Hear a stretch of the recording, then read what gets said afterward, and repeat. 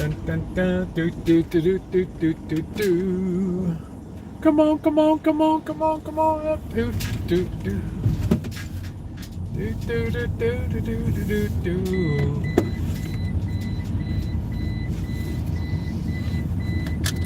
I think I'm off the Wi-Fi. Yep. Believe I'm off the Wi-Fi. What is up, Judy? Julie, Jody, Kelly, Shimei. Hello, good evening. Good evening. It's coffee time. Montreal and oh wow, it's your big night tonight. Hey Jennifer. Ooh, big night. Hey Ronnie. How are you? Hey Paul. Let me grab a coffee real quick. Let's hit that thumbs up if you're coming in. Boy, the big night. The big one. The Montreal and the Toronto.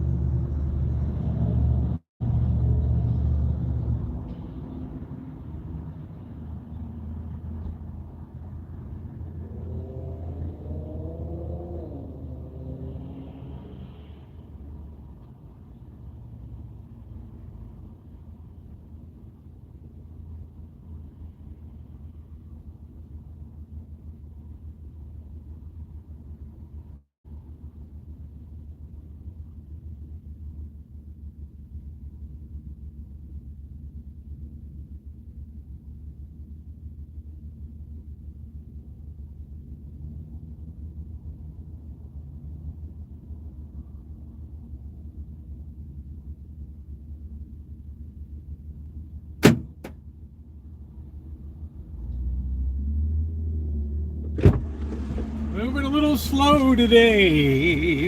Hey, Naomi. How are you? Let me scroll up. If you're coming in, please hit the thumbs up. Noreen, good to see you. Anybody? Callie Mo. Wonderful, wonderful your presence today. Thank you, Margie. And I mean that from the bottom of my heart.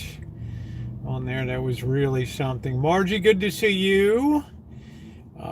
Let's see, who did I miss? Anybody else? Ace, how are you? Just moved back to South Jersey. All I see is blue. Yeah, we got to see a blue tonight. We just took the good. The Canadians took the lead. Yay, we took the lead 2-1. Yay. I assume that's what you mean by we. Hey, Nicole, how are you, honey? How's everything down in Tucson, Arizona? James, good evening. We do have a call-in night later. We got the pizza. I got some nice dough rising. Just remind me, let it rise in the house and not outside. Busy day today. Tree planting, tree purchasing. So now I'm doing good, honey. I'm doing good, Nicole. Good to see you. Now I'm committed to getting that tree trimmed up. No ifs, ands, or buts about that. I made spaghetti in the Instapot. And Callie Mo is wonderful. She sent very generous. I mean, you're talking about a significant amount of coffee there. I mean, that's good stuff. I bought an almond tree, Nicole. The first nut tree on the Rancho. Hey, Joe, how are you? Planting the first nut tree on the Rancho. I may eventually add some pistachio. I'll never have walnut because walnut trees they're jealous trees. They release something that can poison the ground around them for other trees. So they're what's called a very vindictive. Yeah, thinking about putting another apple tree down and back. I just want to give it a thought as to which variety I may put back there. I'm not sure. See, I'm still getting a really decent yield, but I'd like something that's staggered, production, so it doesn't all come in between the knock and under. It's becoming a real nut house. It is. How you doing, Trog? Good to see you tonight. It is an absolute nut house. Every morning, those two heads are right at the back door. Talk about Pavlov's cats. Hi, Darlene. It's me, your favorite redhead. And you are my favorite redhead. Hey, CSM. I love Red Delicious. I like Fuji apples. They keep well. Hey, Alan. Sometimes Red Delicious, you have to be careful. They get a little mealy once they pass their ripeness. They get, they get kind of fibrous and mealy, but it's a delicious apple when you, dude, making apples are good. So, Fuji's a big variety out here. Jonathan Apple Crisp is another to Jonathan. Going through a power outage. Wow, Jody, that's not cool. Power outage galore. So if you've not checked it out, I've got the video on, went up to Urban Tree Farm today and bought the tree. It was a fun little trip. It's probably a guy just yanks the bare root right out of the ground. I'm like, oh, I remember the day they used to package them and give you them in a little plastic thing at the base of it. It's like, the more we go along, the less we get. The guy, I said, aren't you going to put some soil in the container? He's like, you paid for the tree, not for the soil, not for the dirt. Okay. All right. I got you. Hello, grand piano. I got you. All right. Got it. Thankful for mobile data. Yeah, we got chemicals coming down the Ohio River. It's not cool. It's just, it's a numbers game. Thank you. I bet died with that tree killer pulling tree. It's you have bare root, no soil. That's the way they do it.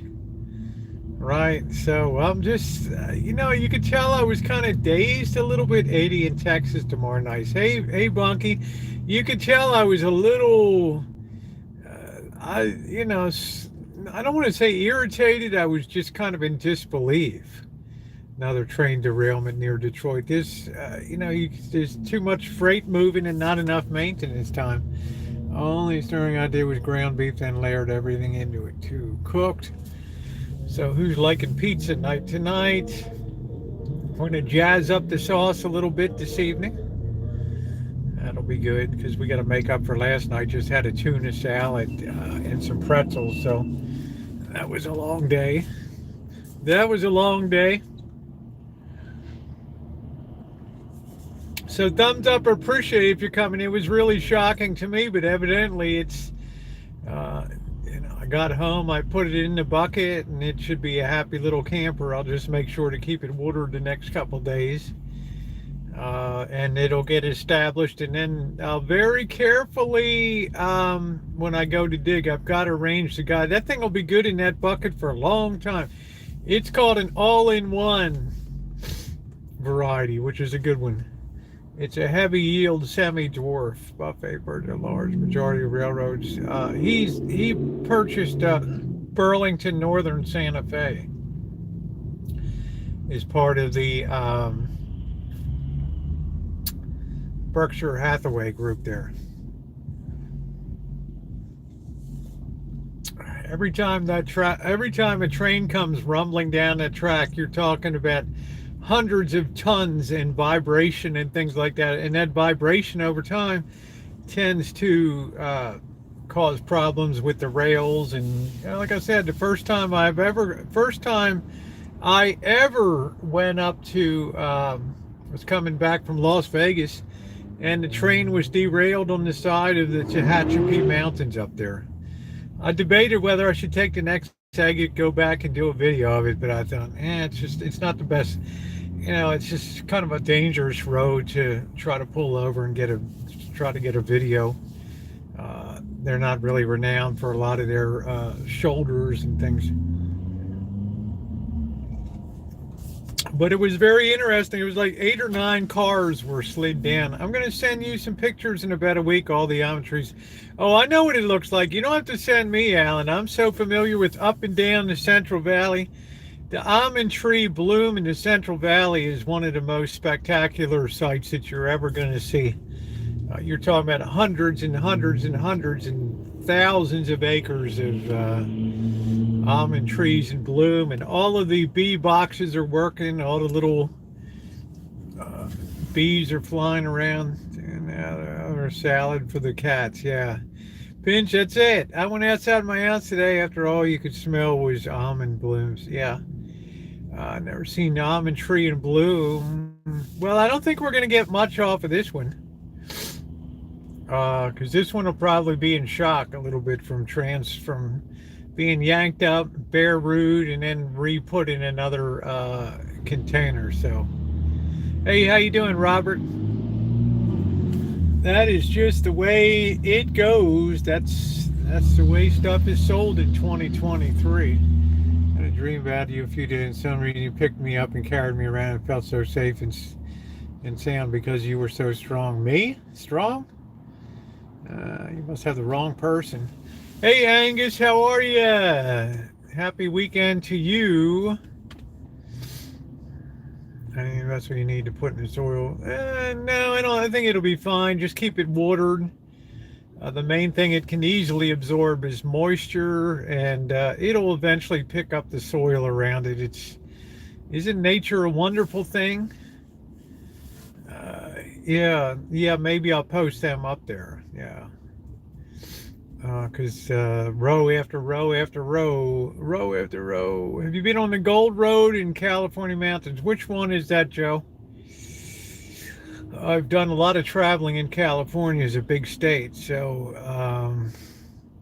right. Hey, NC, how are you doing tonight?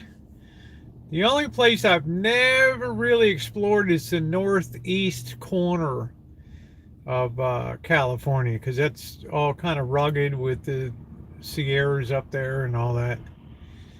and above Chico and all in there.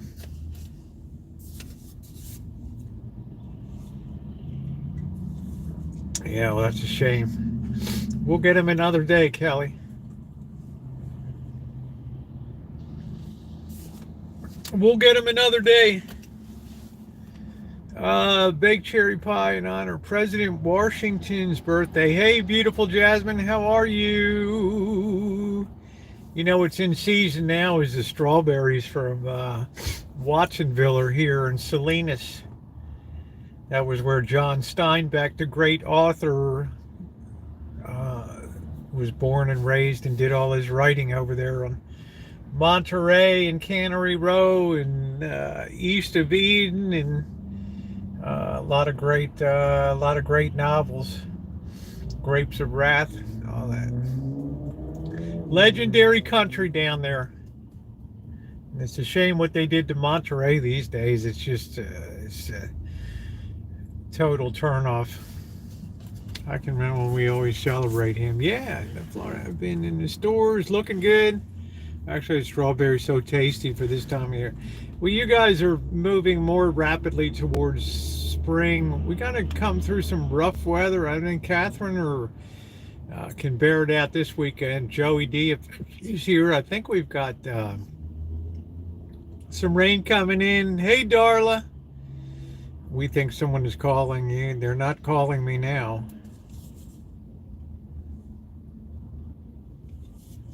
Because it's on the other phone. Almond trees are hardy. Yeah, nothing's gonna really knock out an almond tree. But once it's growing, it doesn't like rain. Doesn't like that.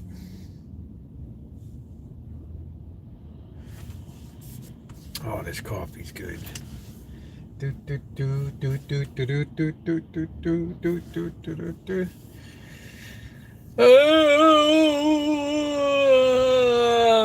Tuesday and Thursday more rain, so that means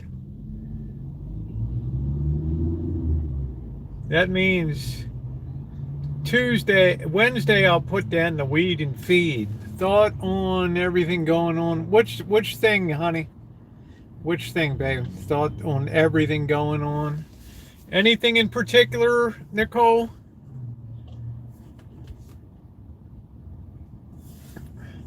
Or just general?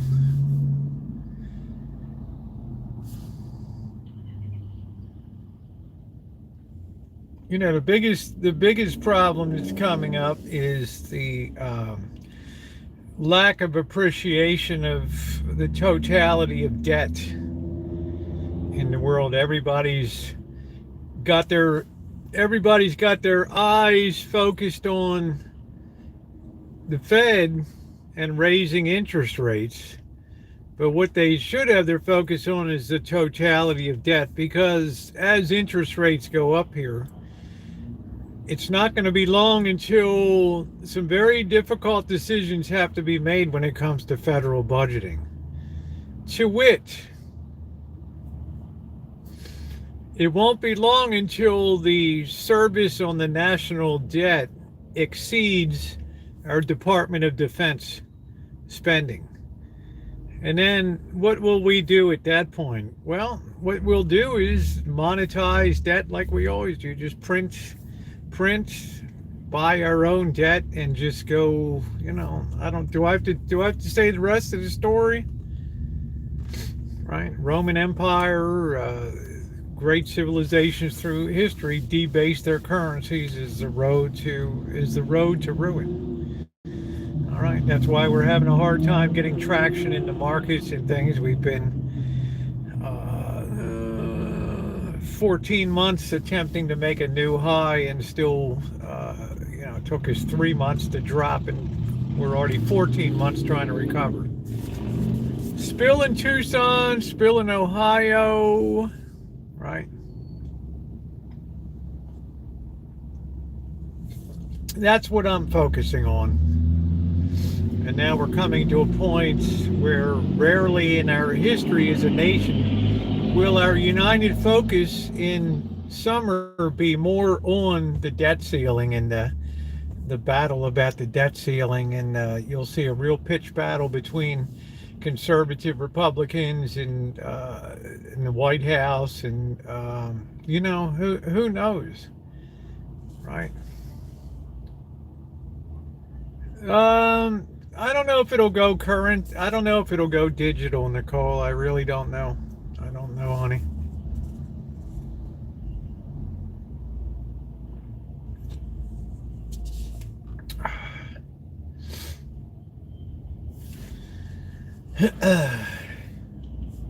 Then we'll see which nations get the last laugh in the world. Right. So and plus, consumer credit card debt took on $1 trillion last, I mean, holy smokes, the biggest increase in credit card debt in recorded history. And wow, you know what that's about. That's forestalling the pain of the reality of the cost of living. That's forestalling that by borrowing. Right. Hey, Corey. Why isn't it dark? Because, I'm closer to the equator than you are in wintertime. Once we get to the summer solstice, I'll be darker before you will up there. Right.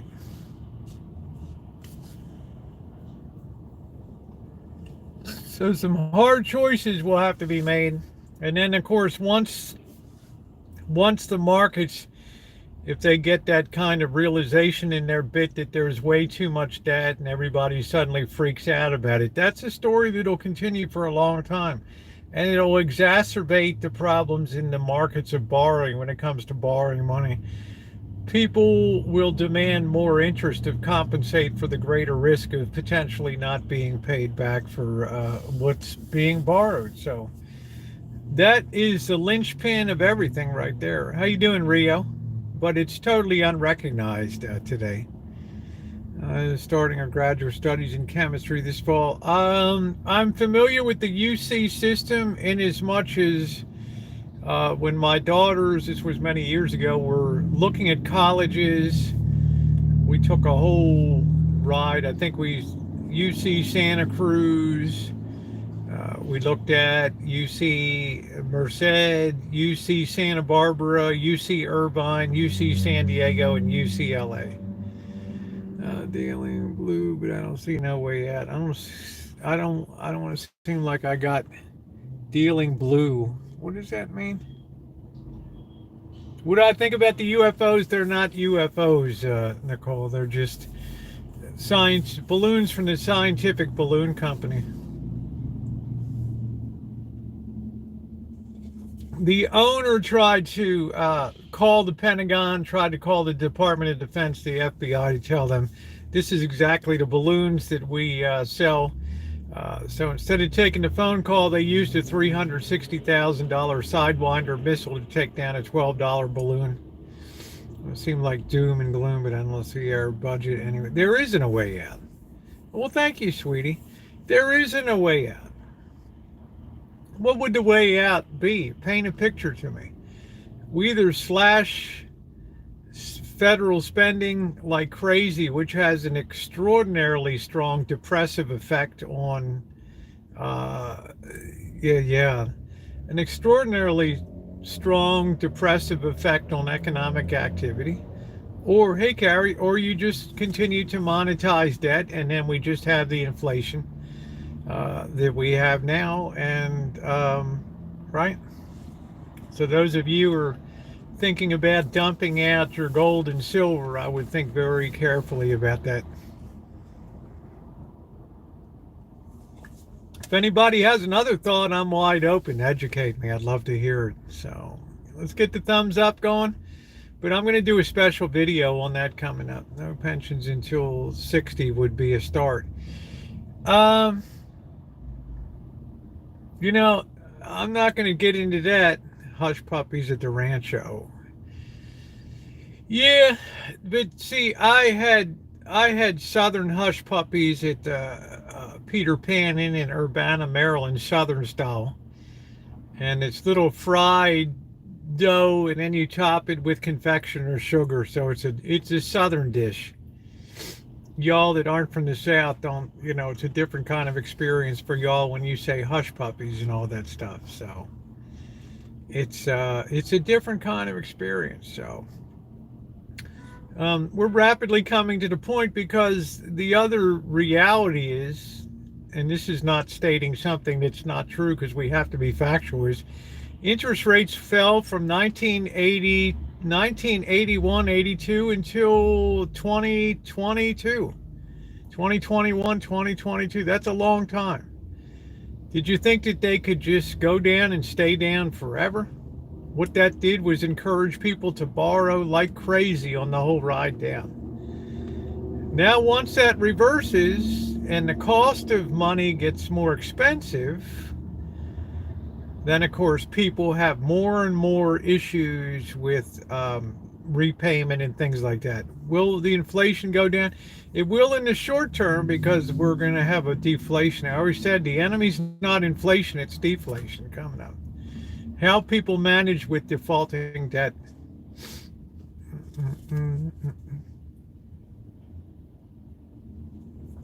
So everything's okay as long as the music keeps playing, but once the music ends, it's a game of musical chairs, and who's going to get a seat and who's not.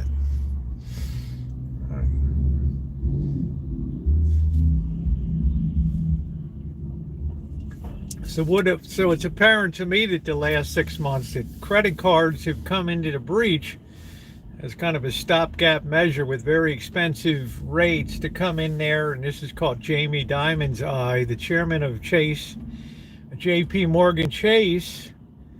Right. Oh, I always got your seat saved, honey. JP Morgan Chase is, he's one that's worried that people are financing just basics of life on credit now. Okay. So I guess the next step will be, well, we already are. We're at a laughing stock. The $12 balloon taken out by a $360,000 Sidewinder missile. So the real risk of war comes when countries, in their agony of financial distress, start to turn to false saviors and potential dictators that promise a way out of the mess, and then you start to have the friction of the war machines really gear up. Well, credit cards, they've been used as a stopgap from people, right? You don't have that increase in credit card debt, but there's also a lag effect. People have said, why isn't unemployment rising? You got to understand, when you get cut from like a high-tech company, it's not like getting cut from McDonald's. It's not like getting cut from Burger King or Grocery Outlet or something like that, where maybe if you're lucky you get 2 weeks severance. When you get terminated from a high-tech company, when you've been earning $150,000 to $300,000, $500,000 a year, they give you a package when you leave, and sometimes that package is 3 months, 6 month deal, and you have to work through that package before you go file your paperwork for unemployment. Okay, so there are a lot of companies that people are working on termination packages and things like that. So it'll definitely be coming. It'll definitely be coming. So it's going to be, I told you, 2023, 2024 is going to be an inordinately interesting years for this nation.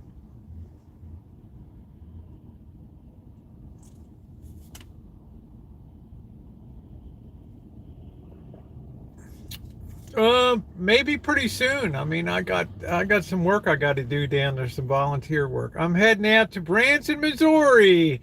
All right, March 6th, got a semi truck. Man, you're living the high life.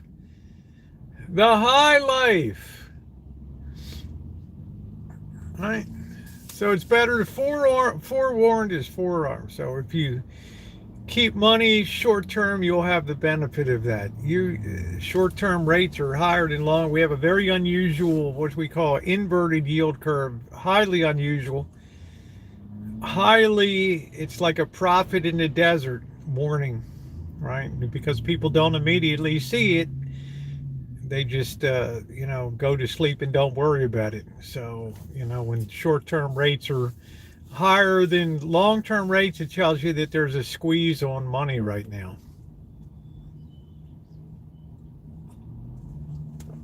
Hey Rio, yeah, almond trees are very easy. Citrus trees are a lot more finicky than almond trees. I guarantee you buy a citrus tree and you put it in the ground, you'll be lucky if almost every leaf doesn't fall off, and you'll be freaking out thinking that you got a dud. It's just the way they are. They're very finicky, and then they start to regenerate where they are. So somebody said, do you still stand by what you were talking about? Of course I do. Trucking in Norway. How about trucking in Sweden? Or Finlandia? Helsinki. How about Helsinki trucker? How about we check that out? Right? Or go up to Sweden and see what Gunnar is doing. Gunnar Svensson. We used to have a guy, I don't know if Outdoor Corey's here back in the day. We had a guy in Boyd, the bottom of YouTube. Hey, community watchdog, who was on Ice Road Truckers. One of the truckers, Red was his name. He lived down in Alabama. And I got kind of into a thing with him one time, but he was also in South America, and he ate salad and got sick as a dog down there. But he was the only real. Someone said, "Did you know a celebrity?" I guess that he was a celebrity I knew. His name was Red. I don't know if Corey remembers him, but he would be in the chats. But he probably disappeared about 6 years ago or so, 6 or 7 years ago. The so-called Boyd today has no bearing on what the real Boyd was back in the day. To make money, it is bought on the truck drive. You'll never see home. Yeah, I mean, the standard of living is going down. When you see people, even out here, I don't know about your guys' utility bills in the rest of your country, but all you have to do is go to the app next door, and you see people complaining about their electricity bills. I mean, it's absolutely insane. So people turned off their heat, right? If it's a really cold morning, I pop the heat on for about an hour or two, and then it's off for the rest of the day, right? Even though the house might be 52, 56, 57 degrees. Yeah, you get used to it, but is it the American dream? See, I think we got people that just don't understand, because they just live in a fog. That just assume because for the last 100 years or so that we haven't hit an iceberg, that there isn't an iceberg out there. Hey, sugarcane. And they always, and we were sometimes 49, 52, 53 degrees, but you can get you can get acclimated to it. Is it fun? No. Is it fun to be dancing around in the morning on the floor? No. Or getting up at 4 a.m. to tinkle? No. I lived there too close to that. Yeah, I mean, there you go, Carrie. So, that's pretty sky tonight. Oh no, I'm sorry, sugar. That's a very high heart rate. I'm glad you're in the hospital, though. At least they can regulate that while you're there. My goodness. Yes, 65? Yeah, we used to have people come into the office with 87. We just tell them to go to the emergency room right away. If you had 65, we'd call 911. 65 is a death warrant. Oxygen should never be below 95. It should be 96, 98, something in that range. Wow. You got to figure out what it was. Is it sleep apnea? Is it what is it? Or you're stressing your heart doing something. So if I were you, I would coincide maybe with the Lenten season and really moderate and just do the best you can, maybe to go through a really tough regimen for Lent or something. Uh-oh. Oh, here we go. I might as well just give it up.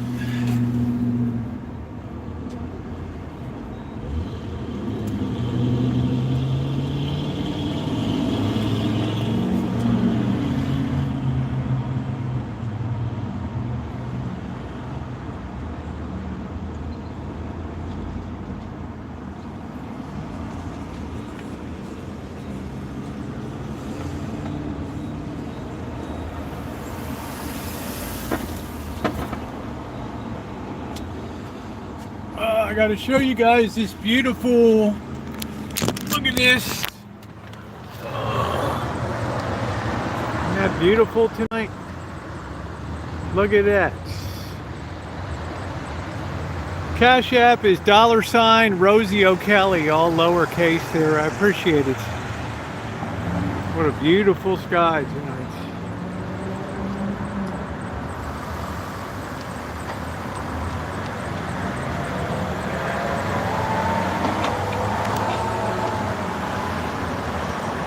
Beautiful. This doesn't really do it justice. Thank you, Shimei. I can't get the Nightbot over here. Oh boy. Ooh. Thank you, Community Watchdog. I appreciate that. I also have to give a special shout out to, yeah, you can't afford to use the heater. So I was saying, is this a normal situation? Is it normal? No, it's abnormal. I mean, we're not at war. Now, people gave up a lot during wartime with rationing and, because everybody chipped in, right? And we all did our part. So, but we're not at war.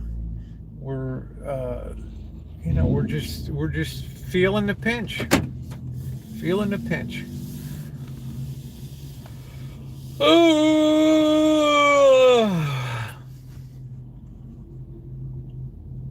la do do do on the night that we met. So it just tells you it's abnormal. Give him a sleep study. Thinking of a very old small that paid off, I would be in serious trouble. Do you know I saw something on Friday that 38% of the workforce is on doing gig work now. I mean, whoa, right? Talk about dancing on thin ice. I mean, holy smokes! I mean. And plus, Amazon said, be here 3 days a week in the office or be gone. So you're going to see the pressure now that you want a good paying job. You're not going to be working. You're going to be going back to the office. And companies are going to be lowering the boom. And people are going to take that pretty bitterly. But the boss is going to want to be looking over your shoulder and making sure you're on the job and not testing out the latest recipe at home while you're on a conference call or something. Right? It's not conducive to productivity.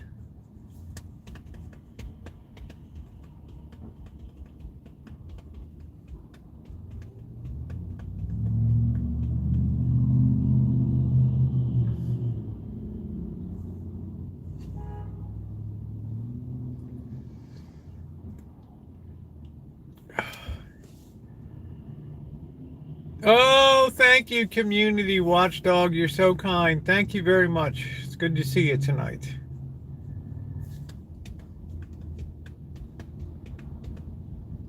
You remember that commercial for Fram oil filter Some of the people that have been around since the 70s, 80s, and 90s. Anybody remember the old Fram oil filter commercials, what the tagline was? Let's see if who remember.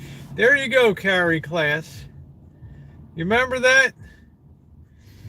All right. You can pay me now or you can pay me later.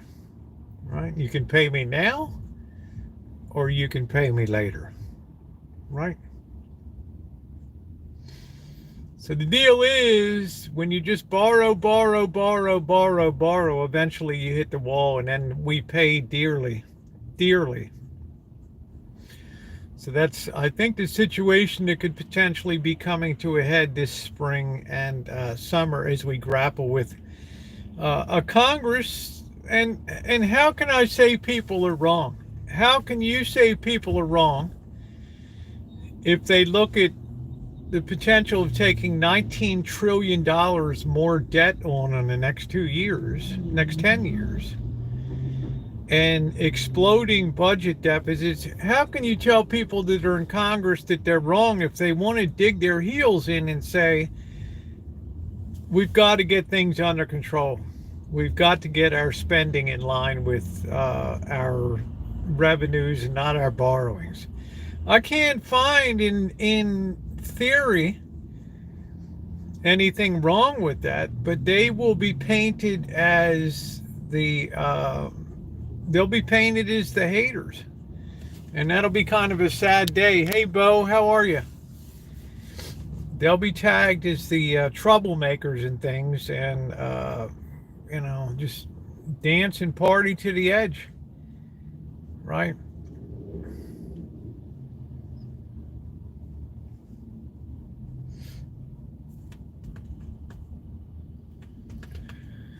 Looks like you have a smudge by your left eye. Yeah, I do. That's a good eye. I'm not giving you the finger. There you go. I definitely got a smudge there. It's a dog.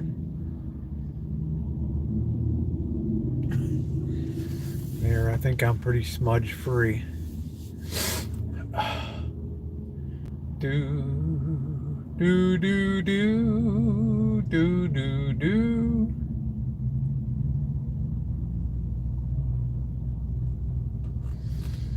That, I think, is going to be the weirdest thing of all when people are taken to the woodshed for being fiscally conservative. This guy can't get his dog.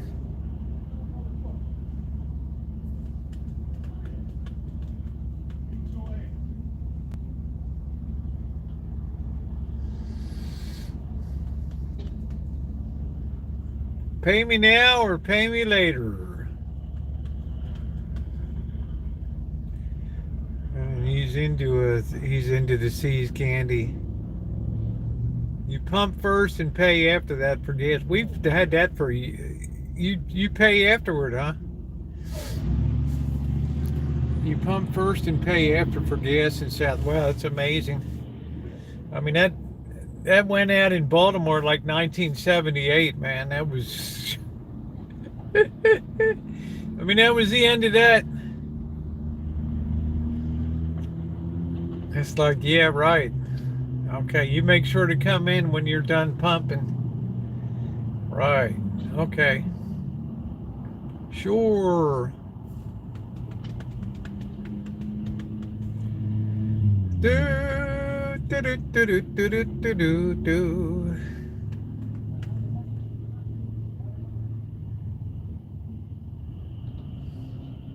Hey, Julie, how are you? How you doing?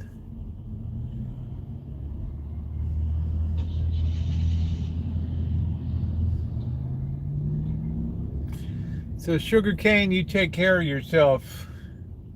My best advice, as hard as it would be, is get yourself on a brutal diet, and that might alleviate a lot of the issues. Because you're a good-looking guy. They need good-looking guys like you around. Right.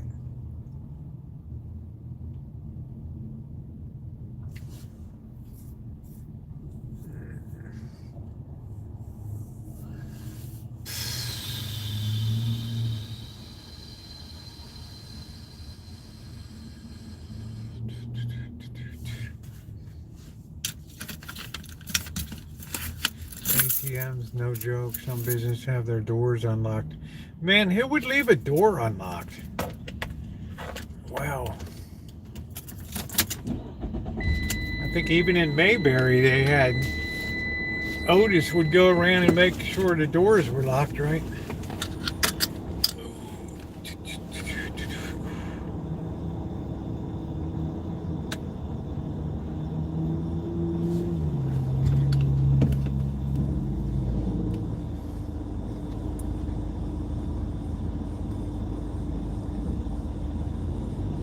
Oh, nice, sugar cane. Treat yourself a little bit, babe.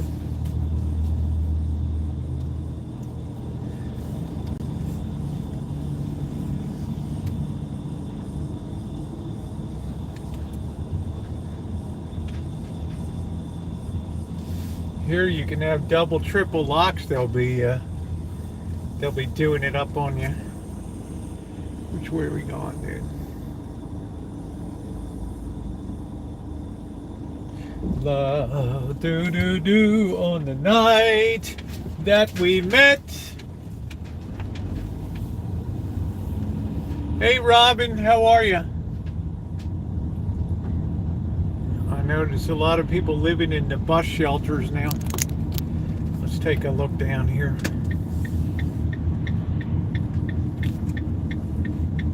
Yeah, it's impossible to catch up now. You have to have draconian cuts, and for the first time in 60 years, you need to tell people no. How are they going to take that? How's that going to work out?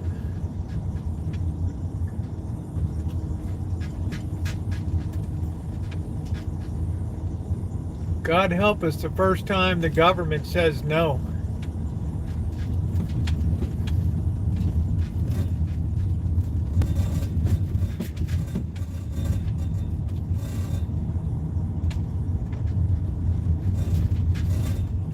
Silverado Picker gave title and keys to me, told me, oh wow. Well, it's good. I'm by the Towers of Doom now. I'm checking out this crane over here. Ultra Boom. Look at this baby. It's a serious deal right here. Ultra Boom. Man, that's a heck of a rig there. The Towers of Doom.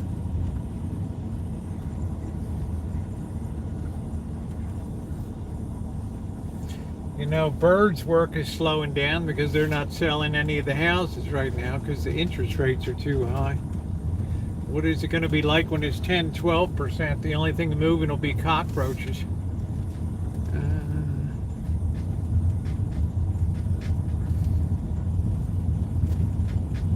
People keep dumping trash.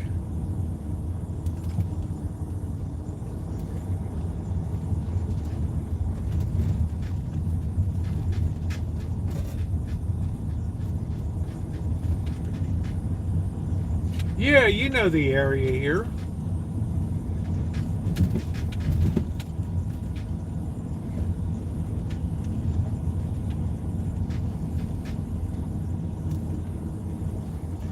I say, you never know if I'm packing or not. Oh boy. Hey Nino! Nice, yeah. Isn't the tree nice? I'm so happy. Tomorrow is going to be making rye bread. May said, let's make some rye bread. Try to make the pseudo pumpernickel. I want to move out of, wow, I wouldn't be leaving Brooklyn. You couldn't pry me out of there. You got access to the greatest cultural and food scene. That in San Francisco, two of the best. New York, Las Vegas, and San Francisco. LA, four of the greatest food scenes. Hey, Boston, Mark. I mean, you got to be kidding me. All the galleries. Well, what you need to do is elect a mayor that's going to be tough, but people, I don't know why people have compassion for bullies, thugs, and thieves. I don't know how to explain it.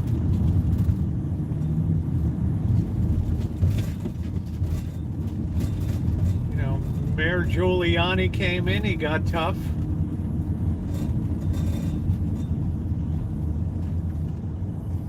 Right? The people get the government that they want, right?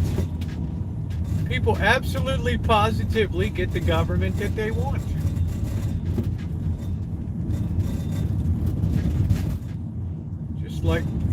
Just like the scriptures say, God doesn't send people to hell, people send themselves there. Right? People get the government that they want. No ifs, ands, or buts about it. Relaxing.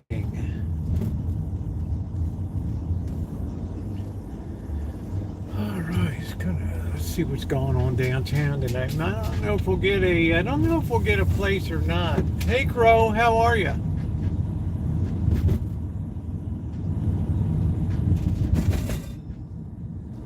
Yeah, I mean, these people think they just say I'm sorry and they waltz into heaven, but you think about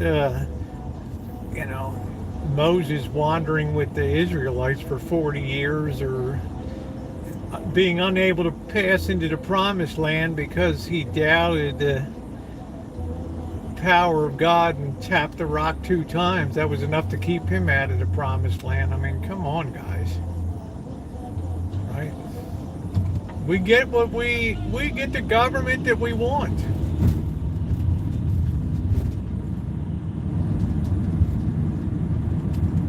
That's how very authoritarian regimes come about. Hey, June, because there comes a day when the pendulum swings hard the other way and people say, man, just make it tough. And that gives just people the free rein to crack down and be socialist and then communist and stuff.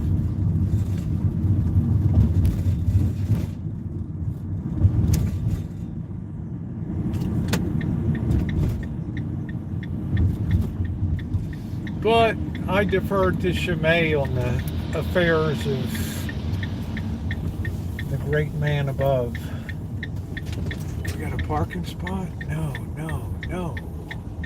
That's Shimei's department.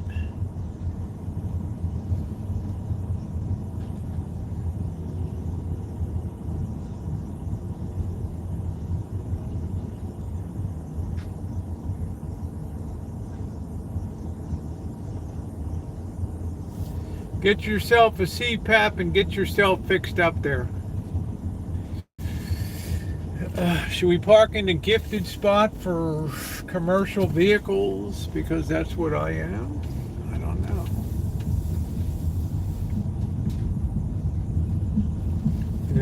Do on the night that we met.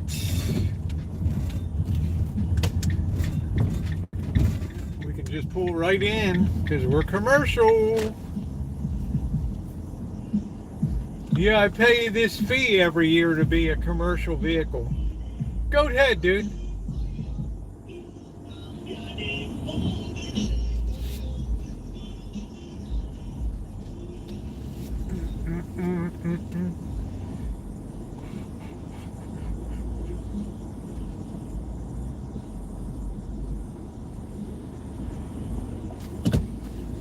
There's just a limit to what people can change within the tolerance of a very, a very spoiled society that we're in today.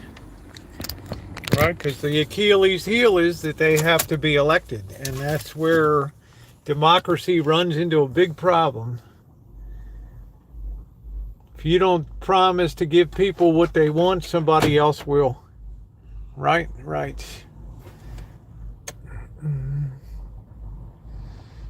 Oh my, don't cut that Social Security. Ooh. Oh.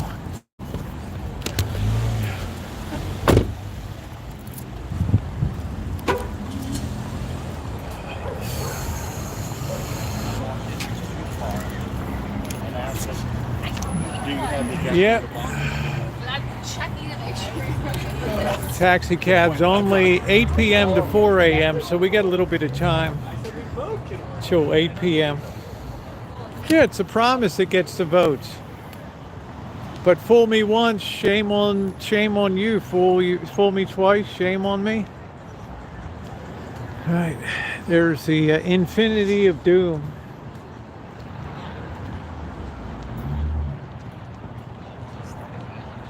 Water jet stainless steel. Artist is Blessing Hancock.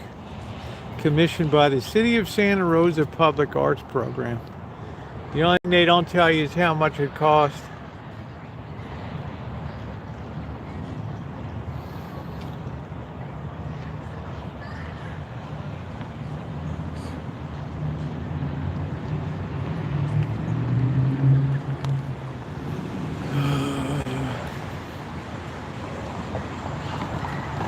The infinite loop of doom.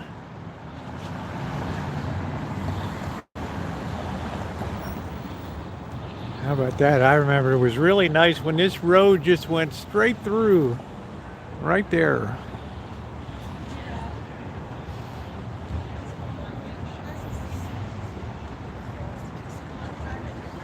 The loop of doom.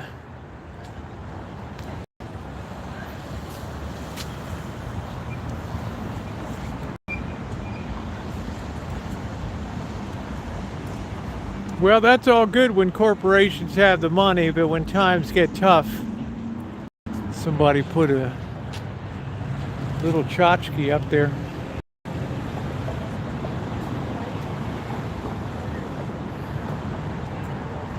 The Arch of Doom. Let's see what this thing looks like.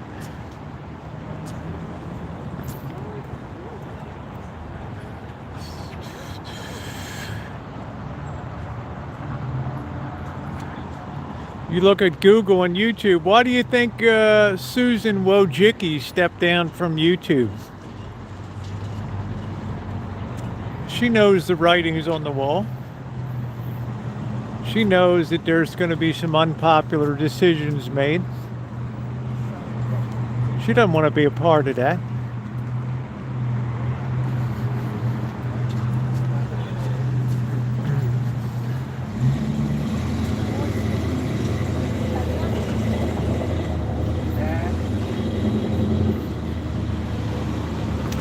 Yeah, people assume nothing ever changes. That says, what does that say? Neighborhood.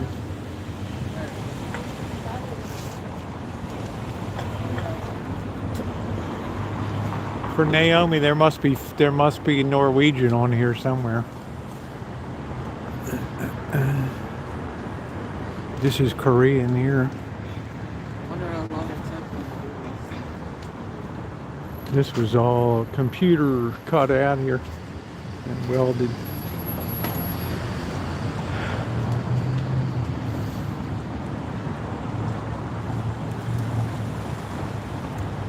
Yeah, Jimmy Carter's in hospice there. God love him. I didn't like him as a president, but he had a great second life after the presidency. Well, has a lot of my respect. This represents infinity, all the languages of the world.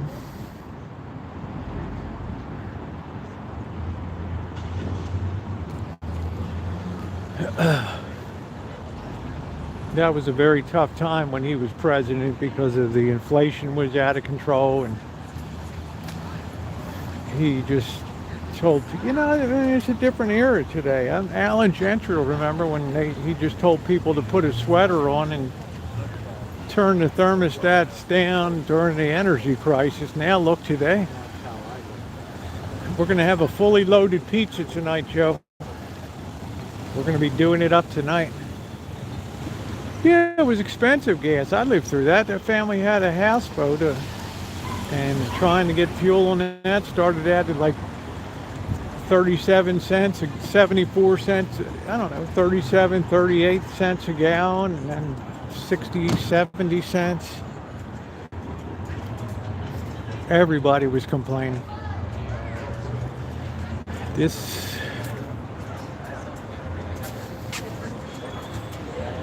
Yeah, he had a lot. He had a lot of decency to him, but decency does not necessarily equate to strong economic leadership.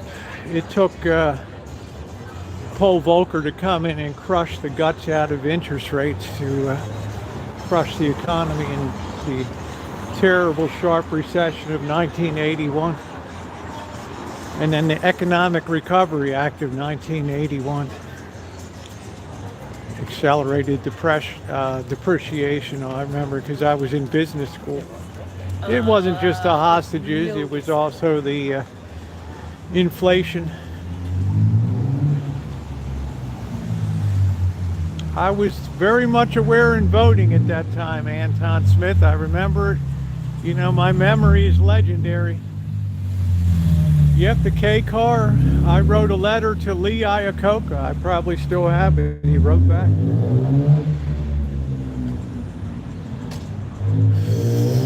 Good night, Noreen. Yeah, I remember the lines. I remember the collapse of the public schools. Baltimore City Public Schools collapsed under Roland Patterson. Terrible. Teacher strikes. Awful time. But that was a time when government at least tried to be responsible with its budget. Now it just doesn't even matter anymore.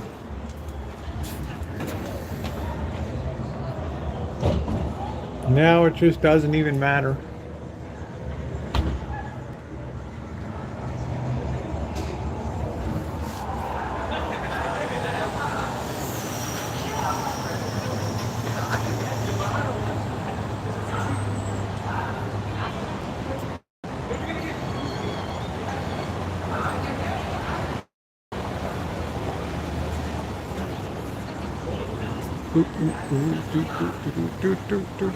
Nobody's playing the music tonight. Well, I don't know, like maybe if we stayed like I don't know, with the problem. I remember that like it was yesterday. I remember when Nightline was born. Dun, dun, dun, dun, with Frank Reynolds, and then it came over to Ted Koppel. Remember it like it was yesterday. Yeah, I saw that earlier tonight.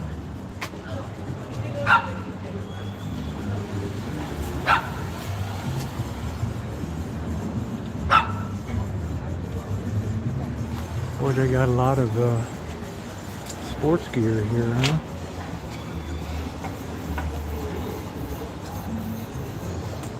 Vintage.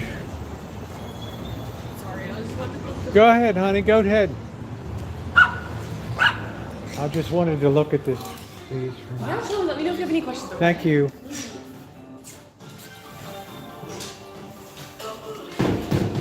Are you closing?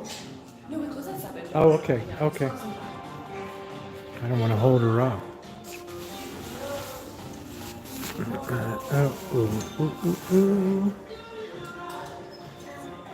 I thought it was some pretty stuff. Just be kind, Kelly. Payback will be something, honey. I have a good memory.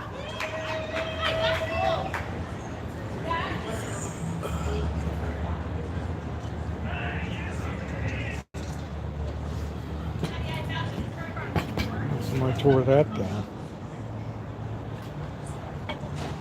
People love their ice cream now.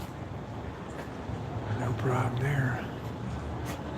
Oh wow, I know that girl. She worked at the Cassandra. She worked at the outdoor officer place.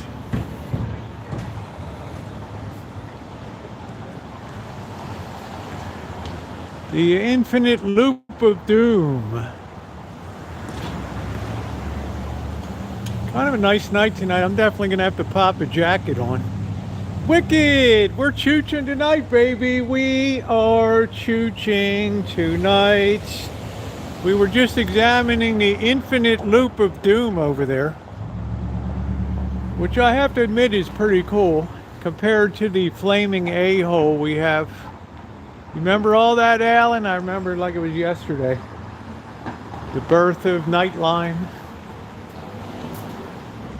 Building the Bay Bridge. Just 1 year late, Doyle directed his vision beyond. This was the guy that started the bank, beyond the borders of Santa Rosa. He called the very first meeting of the Bridging the Golden Gate Association to discuss his plans to secure funding for the Golden Gate Bridge.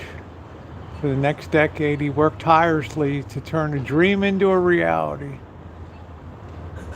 On May 28, 1937, he was rewarded for his efforts when he became the first person to cross the Golden Gate Bridge in an automobile. From that moment on, he was called the father of the Golden Gate. What a guy. What a guy. Santa Rosa's finest.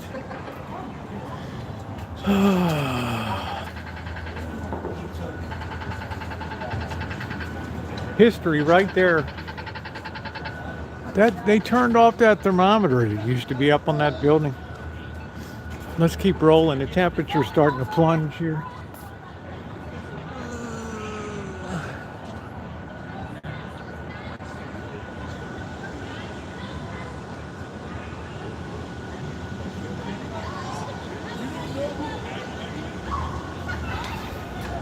Walk sign is on across Mendocino Avenue.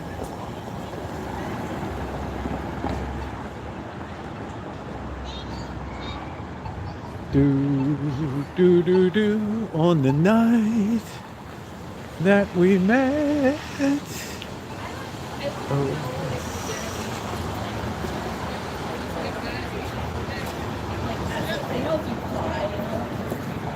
Nice little deli.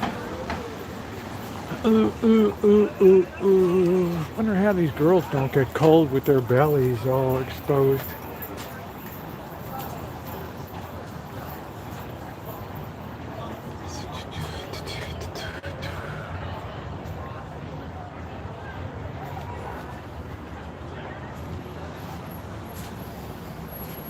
Opened by chance.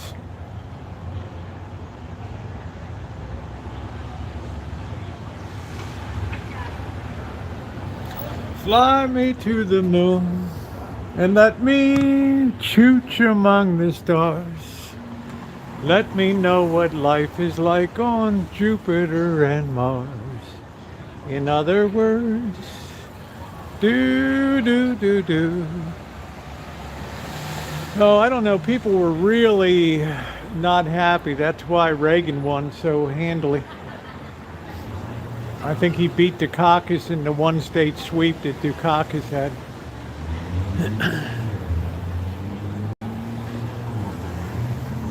Jimmy Carter was intensely disliked. He had the rabbit that attacked him in the canoe. That was embarrassing. You know, he just looked weak and ineffective as a president, and people need strength.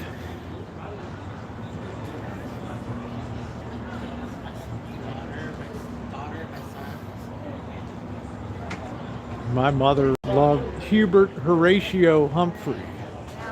Of course, she grew up in Baltimore City like I did, where you had to be Democrat to have any say in anything. But do. Let me think among the stars. Let me know what life is like. Oh, here's the Italian place. To Napoli. Looks like they got a fairly decent crowd tonight.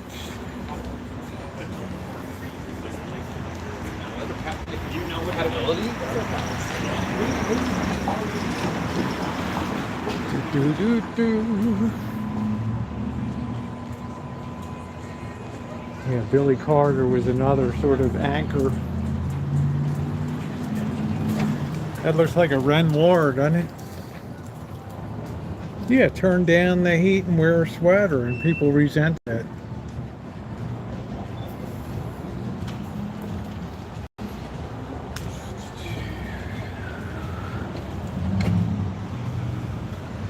Got the monkey on her back. I guess that's called Diego Rivera. Or Trotsky. Another one of her pals. Not the Trotsky you guys know.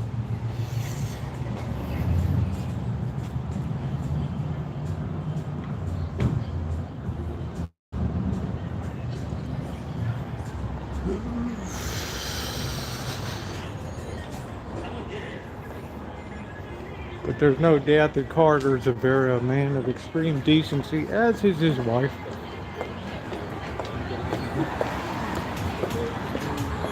He always did what he believed was correct and right. They had a beer named after him, Billy Beer. I think he was always showing up drunk here and there stuff.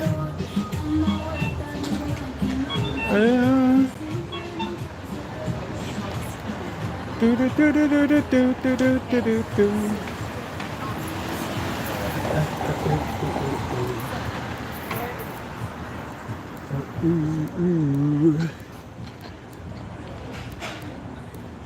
the Falafel House. I still haven't tried that.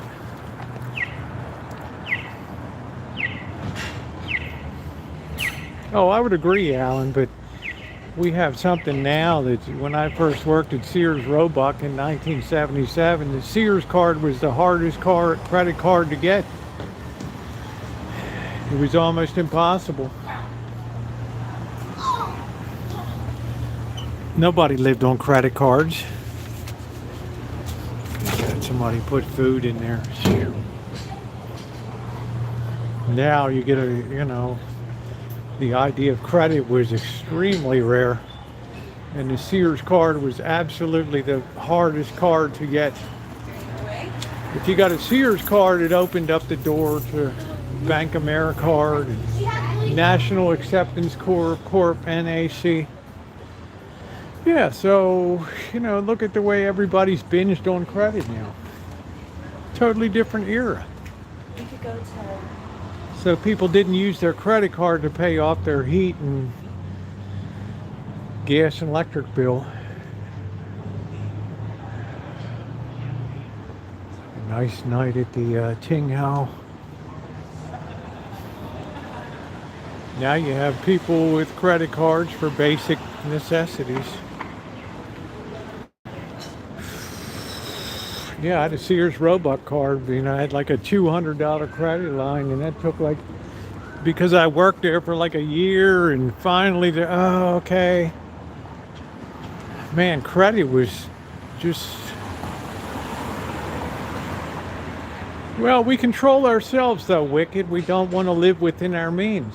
So, we can't all drive Beamers and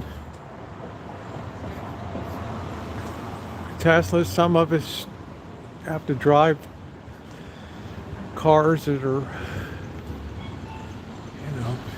don't exactly make a statement.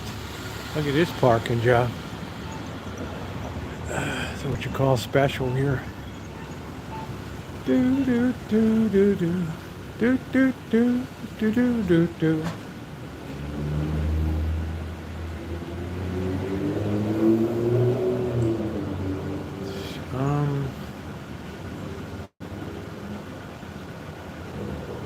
I'm paying 101 interest on 140 months. Yeah.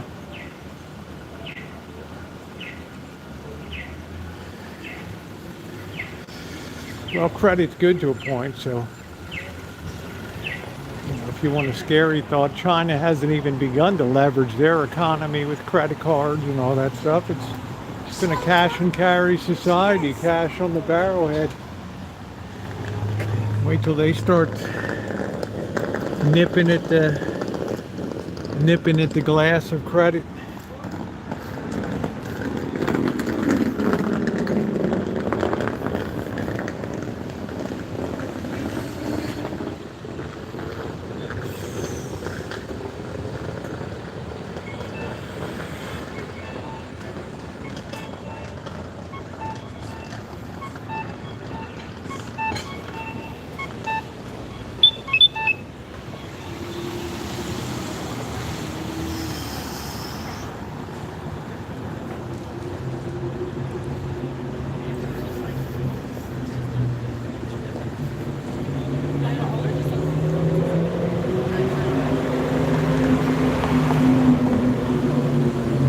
That Sears card was like gold.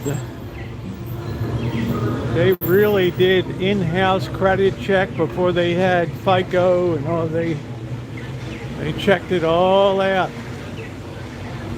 I think they even collected references at that time. They checked on your job and all that. So their default rate was virtually negligible, 0. Oh, they took down, no they didn't. I thought they took down that little, well, they're living on credit because we tell them to live on credit. Like, what are we going to tell the government to cut out?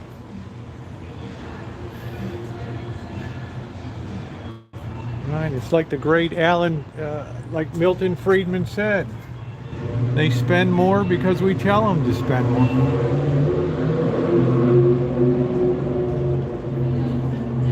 That was very nice of you, Nino. What a great thing to do. It's 8 to 2:45. Hey Justin, how are you? I'm just downtown. Getting ready to go make some pizza, drink a couple beers.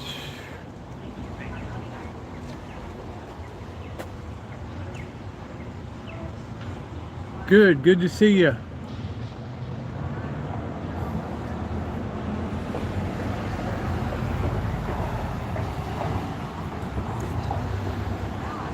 Yeah, that was a real brutal card. What do we got here? Oh, restaurant week. They put special menus for the week. Sonoma County benefit woes. What's that about? Let's see.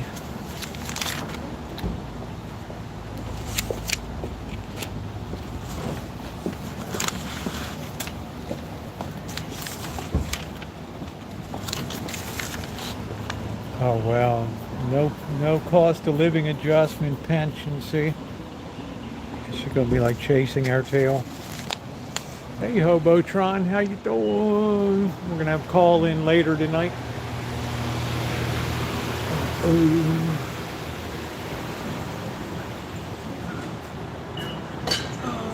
Fashion boutique fitted.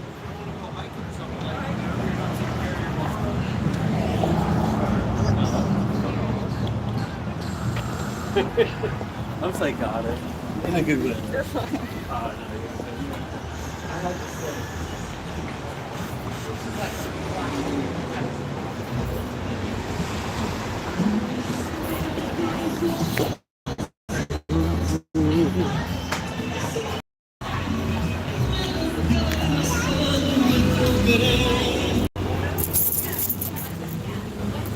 Well, some of you probably don't even, most of you probably have never even heard of NAC card, National Acceptance Card Corporation. No, the Sears card was strictly a store card because Sears was the largest retailer in the world. So if you had that, you were pretty much all set.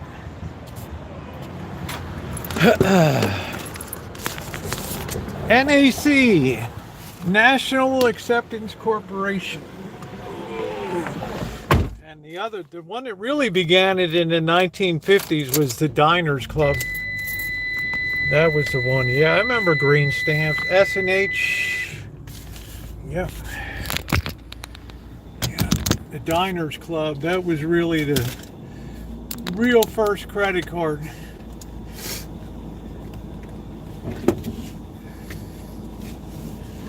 Diners Club International.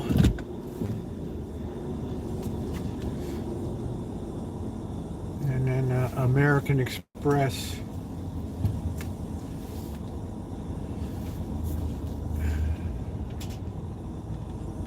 Yeah, Beaver Street is right. It's probably about 3 blocks away. Yep, Sears sold houses. They'd be delivered on a rail car, transferred to a flatbed and dropped off at your site. Yes. Hey, Jen.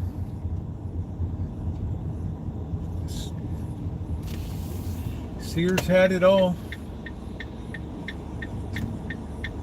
I was still remember my employee number, 13110. But Sears was just a company that didn't understand the power of the internet and online. Just didn't connect the dots. Always thought people would want a big catalog in their hands. Just like IBM didn't see the power of a personal computer operating system. Bill Gates did. Wow.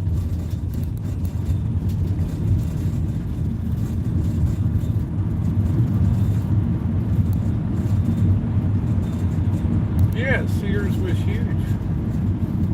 I used to go down to the cafeteria. They would post the stock price on the chalkboard every day.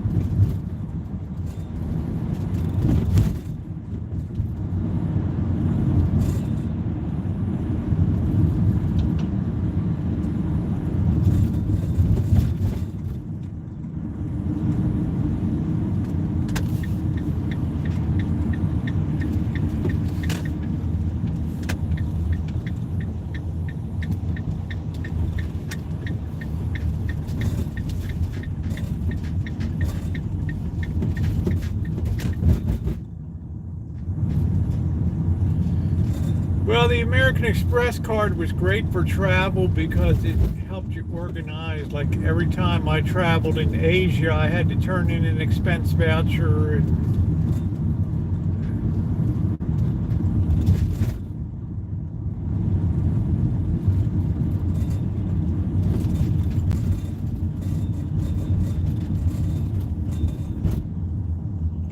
yeah, Kenmore and Craftsman. I mean, Baltimore was home of Eastern Stainless Steel Company, and they made all of the Craftsman hand tools. My best friend in college, his father was the corporate secretary for them. Eastern Stainless Steel, Eastco Corporation.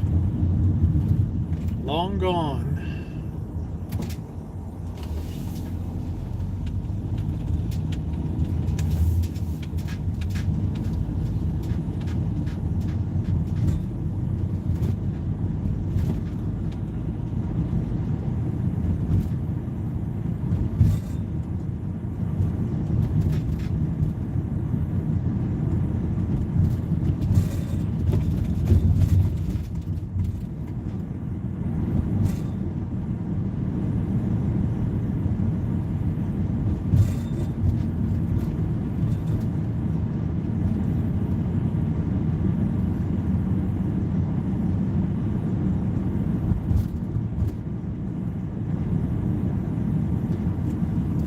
All right, take care, babe. Good to see you. Stay well. Hope everything's going good for you.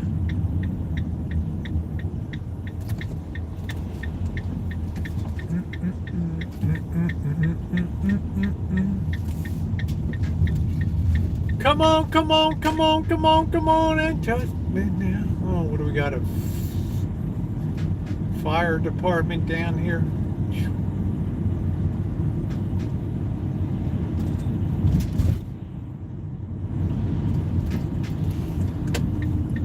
Looks like, do we have, I thought we didn't have lights for a minute.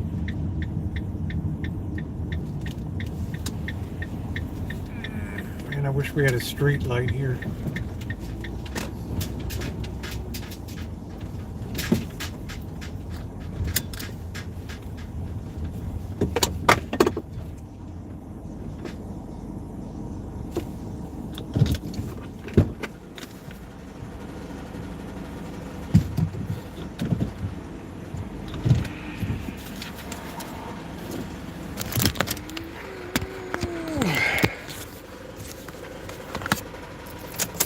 It'll be like Coke and Pepsi. They'll only want one card, and then the credit card companies will vie for that business. J.C. Whitney, boy, did I buy a lot of stuff when I was restoring my 50. My brother and I had a 51 Chrysler Imperial Crown Victoria. I love the J.C. Whitney catalog. I also love leafing through the McMaster car. Oh, Jessica, well, thank you. I hope you're feeling better, honey. Yeah, I strive to have a very positive channel here. Sometimes I have to tell the truth a little bit, the way I see it, but we do strive to try to have a positive channel. How's that look? We got to punch that down and get ready to do it up tonight. Gotta be you. Oh, ooh, ooh, ooh, ooh. I don't know. Some of you tradespeople know McMaster car. Industrial supply. Looks like a cat-free zone. I don't know where a bird is he? There's the almond tree. There it is. I tried to pick out the best one I could. Hey, William. Hey, bird.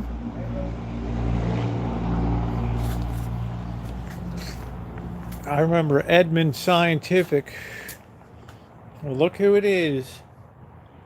Throckmorton P. Gildersleeve. At your service. Trotsky.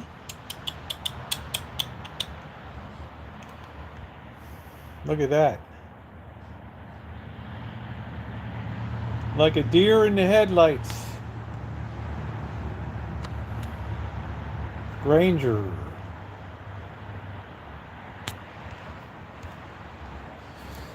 So Monday, I'm happy to report. Hey, Peachy Pie, I'm happy to report. Hey, let's get some thumbs up, guys. We're almost at 100. And Callie Moe was wonderful, what she sent. Where is that? Yeah, I'm happy to report the parts that I needed for continuing to rebuild the vintage audio unit came in.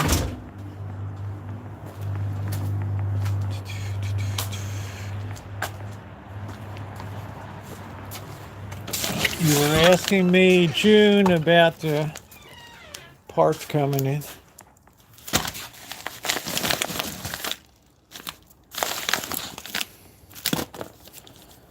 There they are. Look at the size difference between these babies here and these tiny little doodads there. Yeah, pizza tonight, you bet. Absolutely. Baby tiger. Well, hey Cindy. Actually, Shimei, once in a while Trotsky's a cat of few sounds. But he, she, whatever, will sound off. See how Trotsky sheds all over. The gray cat's name is Trotsky. There's another gray one that's called Lenin. There's Trotsky. Avery Fisher. Yeah, I love it. You know what I have, Carrie class. I have 4 beautiful Fishers with walnut cases.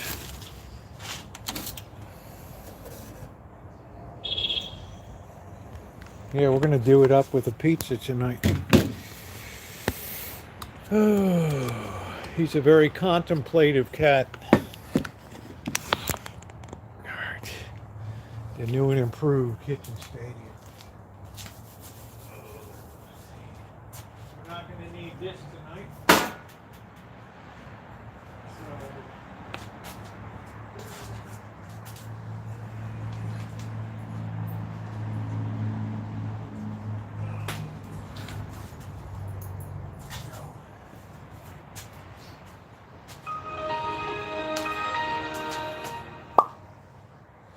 Yeah, the nut tree. I know I should be. Nice, Bill. I know I should be sponsored by Champion. I could live my life at Champion. Oh, I love it.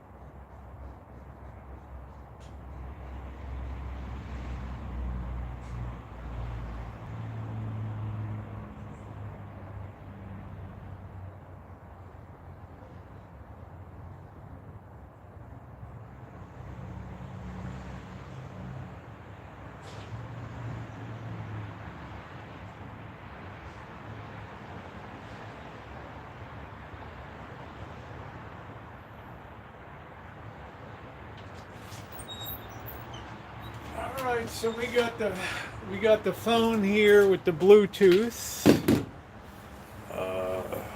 Yeah, it's called a Russian Gray. Just give me a couple minutes to get underway here, and then the call-in will be ready to roll. Roll this baby out.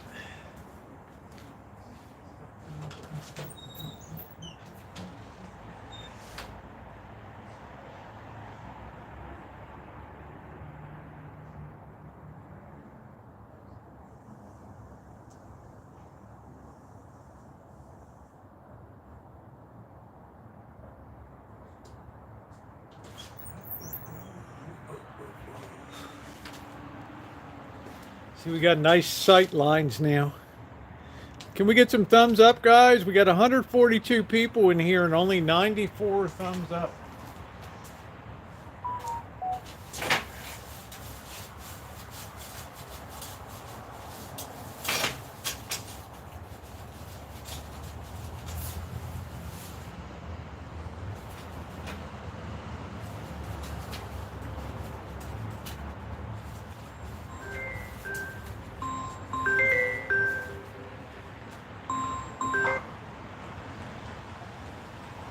Well, I'm right up. Whoever it was, call back. Let me get set up here first.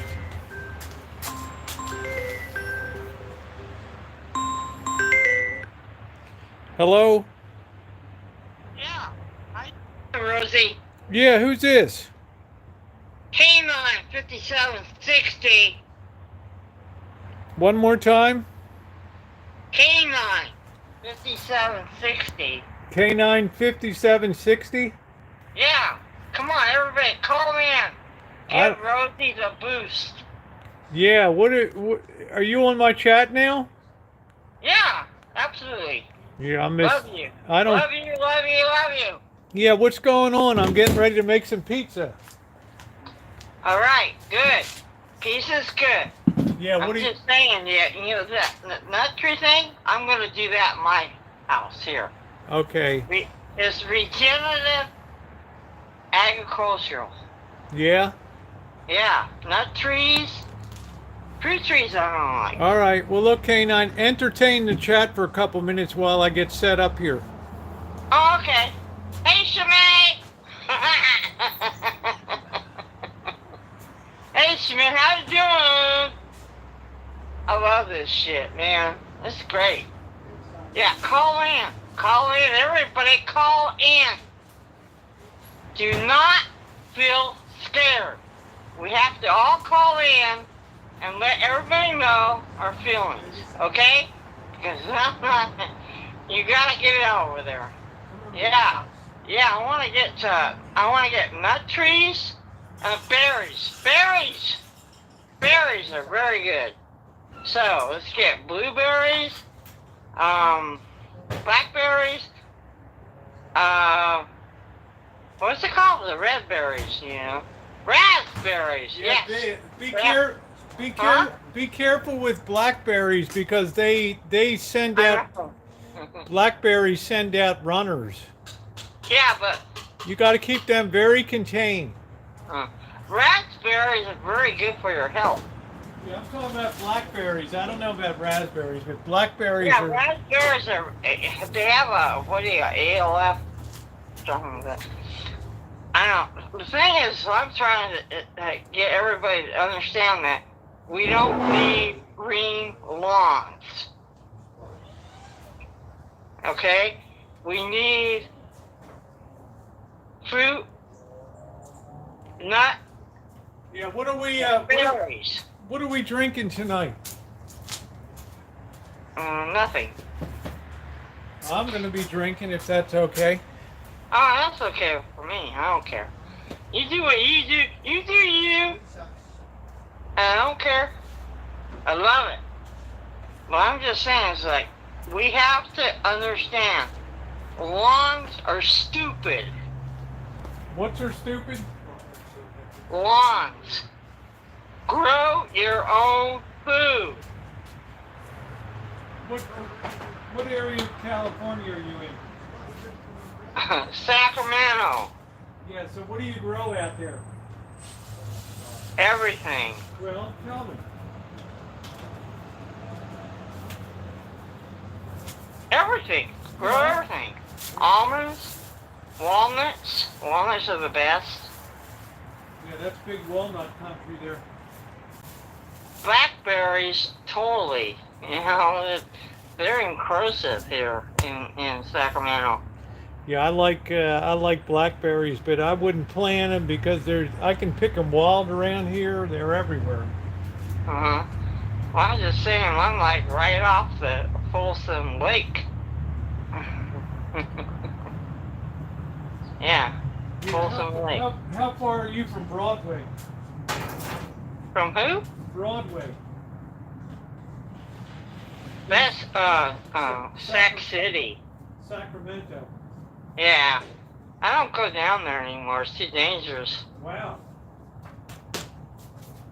That's Gavin. Wow, I used to go down there all the time. That's Gavin Newsom country.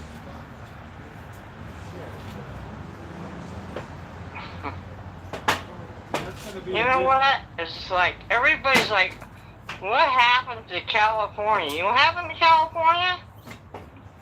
Everybody homeless votes blue. Yeah.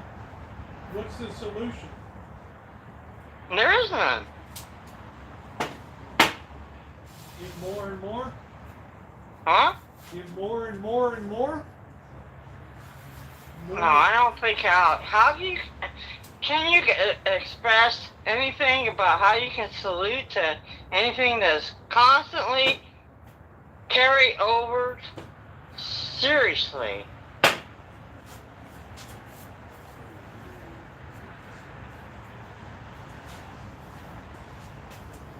Yeah, There's no way you're gonna fix this thing. We're making pizza. Huh? Yeah, no, good. We're making You know, pizza tonight. hey, I like the fact that you make your own dough.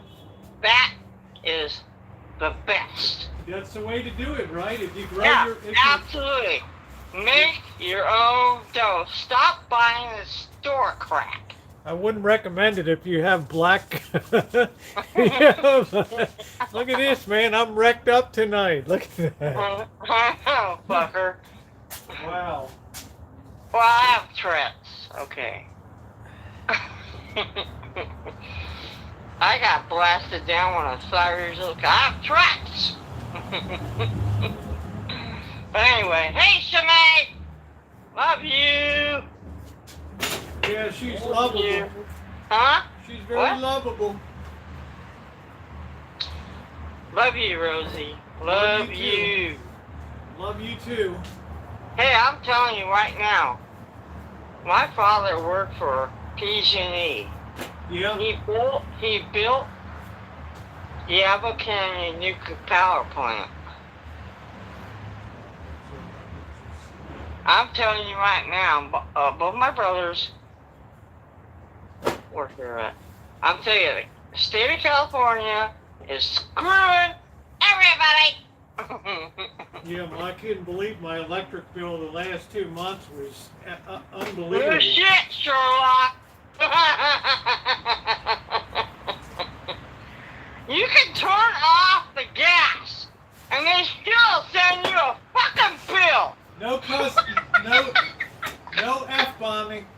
No F-bomb. Fuck YouTube. No F-bombs. Uh-huh. No F-bomb. You see that Google person is leaving? Yeah. What are we Google's getting sued. Somebody's having a happy night. Yeah, Google's getting sued. Who's suing them? Everybody. Everybody. Yeah, everybody's suing. Right? Right. That's where we're at. Let's sue everybody. Let me get the pie plate here. Yep, we get a little bit of cheers tonight, right? Yeah, well, so what? Shit happens, right? We gotta do what we gotta do. Oh, that thing about your mulberry? It's a non-fruiting mulberry. Yeah, I know. I had two of them. I had them all I can't. castrated. I don't like it. I castrated them. Yeah, it needs more than castration. I know, they're sick. Anyway, yeah, you should get rid of that tree. I'm just telling you. Get rid of it. You'd be much happier without it around. Yeah, I may just pull the plug on that tree. You know, I'm just not happy with it. But it does put shade in a good position in summertime for the back deck, so that's the only thing. Huh? It does give some nice shade to the back deck in summertime. Get yourself some sunglasses. Hello? Well, I do, but the heat. Yeah, put out some solar. Hello, that's what everybody's. You could put out a solar panel system and get rid of that fucking tree, man. As long as you can clean the solar panels, you got it. Get rid of the tree, put up solar panels, and F everybody else. So solar's the solution. Absolutely, here in California. Hello, wake up. Unless you're gonna go nuclear. Yeah, I'm gonna build a nuclear plant in the workshop. Yeah, I guess not. But you know, you can get just nuclear is so. Remember Star Trek? Yeah, just buy the back issue of Popular Mechanics. Just build Yeah. your own. Well, nuclear can be handheld. Yeah, just build your own nuclear power station. No, nuclear is handheld. Yeah, it's there. Yeah, you can have your own nuclear power plant handheld. People won't let you understand that shit, you know? So, I'm just saying, you know, go ahead, believe whatever. You know, like, whatever. I'm gonna get out of this planet. People are like, stupid. Alright. How's that look? Pretty good? That's the way we do it up. Oh, that's what it takes, isn't it? See that? I said that's what YouTube does, you know, it's like, oh, this is what you got to say or can say or this is what you got to do. Yeah, well, I try to run a friendly channel where we don't have a lot of cursing and stuff on here. Oh, okay, well, I have Tourette's. Yeah, that's okay. Mm-hmm. All right, there we go. Looking pretty Okay. good. Hey, love you, Rosie. All right, take care. Okay, thanks for calling in. All right, thank you. All right, bye. Bye. Bye. Another happy customer there. Oh, that's good. That's going to be a real good dough because that's super springy. Let's go get our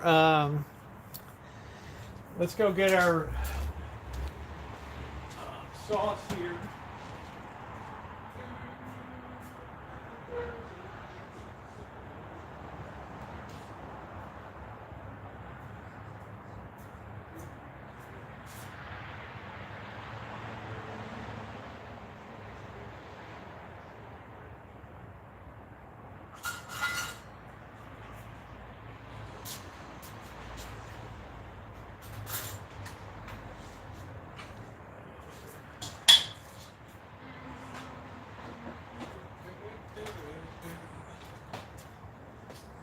I should be able to put this. I should be able to put this contadina right in here. We're gonna spike this up a little bit. Hello, Cheryl. So the line is open.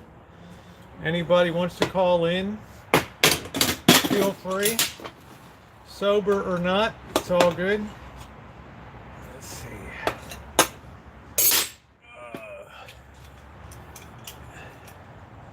Yeah, we're gonna fortify. What's up, Skunk? How you doing? I hope you're feeling a little better. Look at me, I'm all flowered up. Crazy.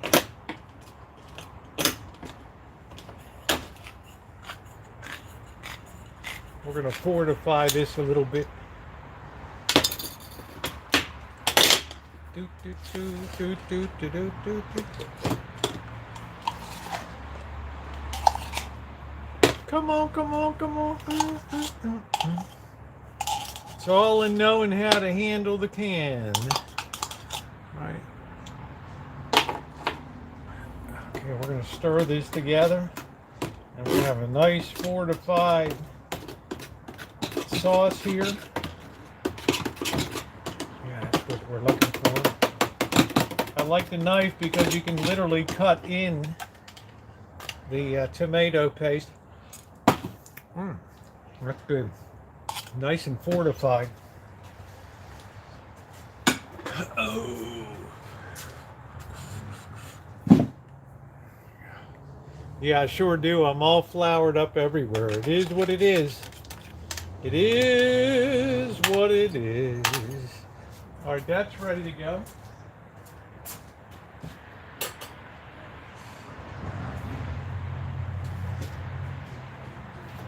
Got to bring out our cutting board.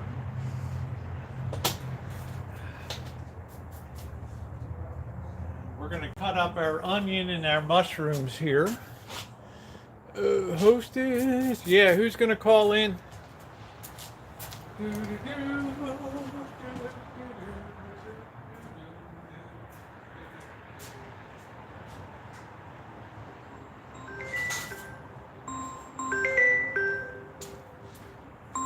had that nice spicy first call.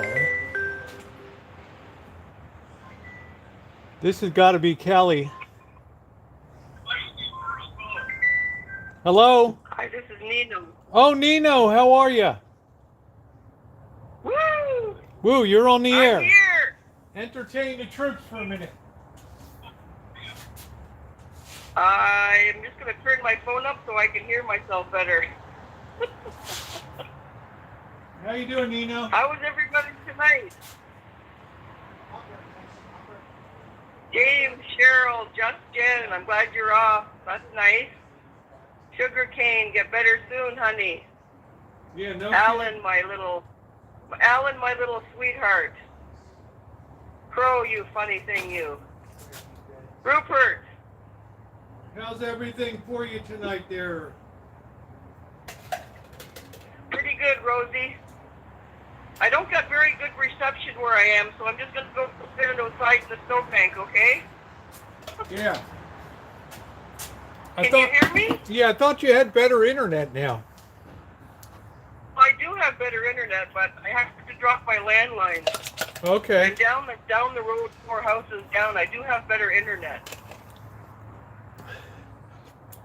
Better than you had, right? Better than I had. Yeah, it's pretty consistent. It's slow, but it's consistent at least. All right, do me a favor. Entertain the side chat for a couple minutes, okay? Okay, my teeth are chattering. I'm standing in the snowbank. I can't see the chat because you guys are in there and I'm out here. Anyways, I just wanted to say how much I love you, always care about you. You make my night. I'm sitting in here by myself laughing all night long. And I've always got my hands busy doing something and it's fun. It's the best part of my life. You're very Honest. you're very crafting, you know. You do that really well. Oh, you know what? Thank God I could do something. I'd probably hang myself if I couldn't. I'm so damn bored. Yeah, I know you. Honestly, it gives me something to do. I think you like to stay busy. And I can't sit idle very. As long as my hands are moving and you're on TV and I'm watching you on YouTube, Rosie, I'm happy.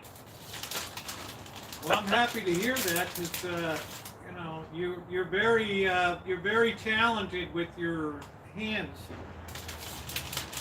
Yeah, well, I got another little surprise coming your way. I'm working on it for quite a while now, and I'll probably be done next week. Wow, I'm So I got another. It's a gift to everybody, actually. But it's coming to you, Rosie. Aren't you sweet? Aren't you just totally sweet? Yeah. Well, I'm having a lot of fun doing it. I get so much joy. It's more joy to give.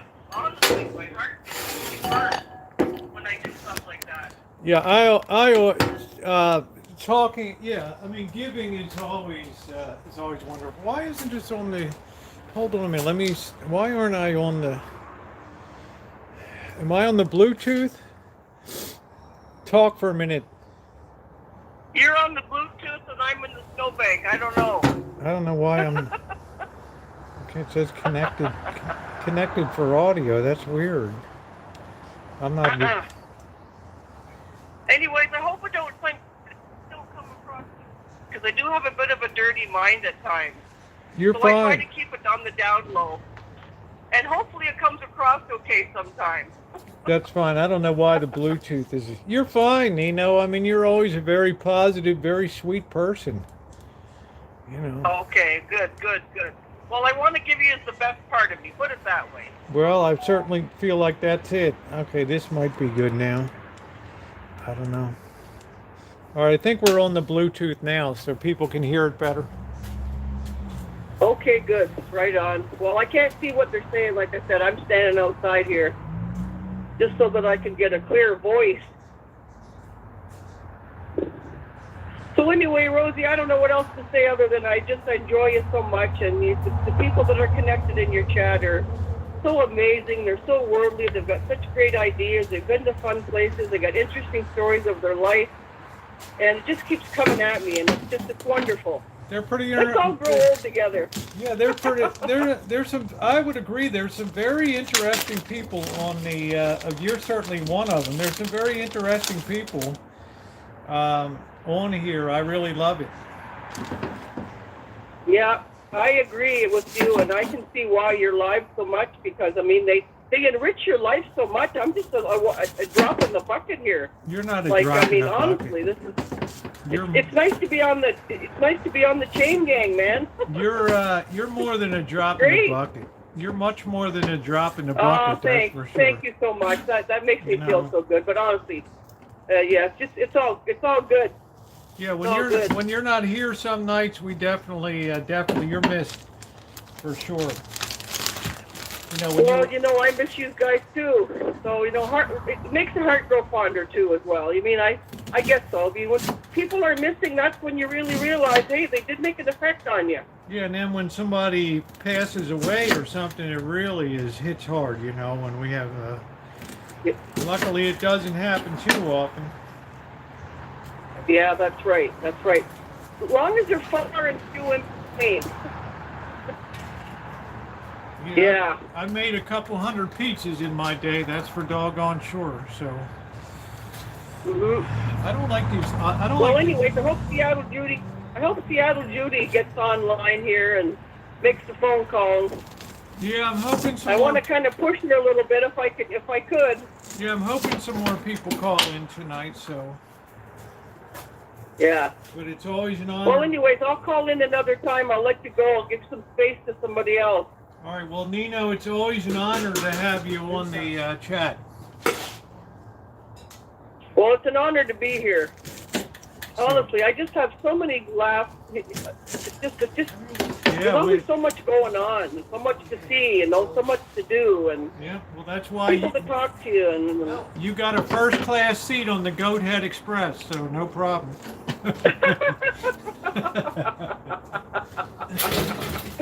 That's awesome. That's all we do. Going back in the house, okay? All right, honey. Take care. Have a great night. Okay, honey. I love you. Love you too. Bye, Cat.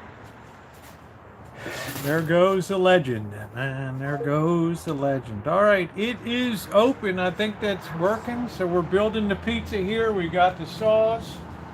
I've got, this has got to rise inside for a while. Let's see what we got.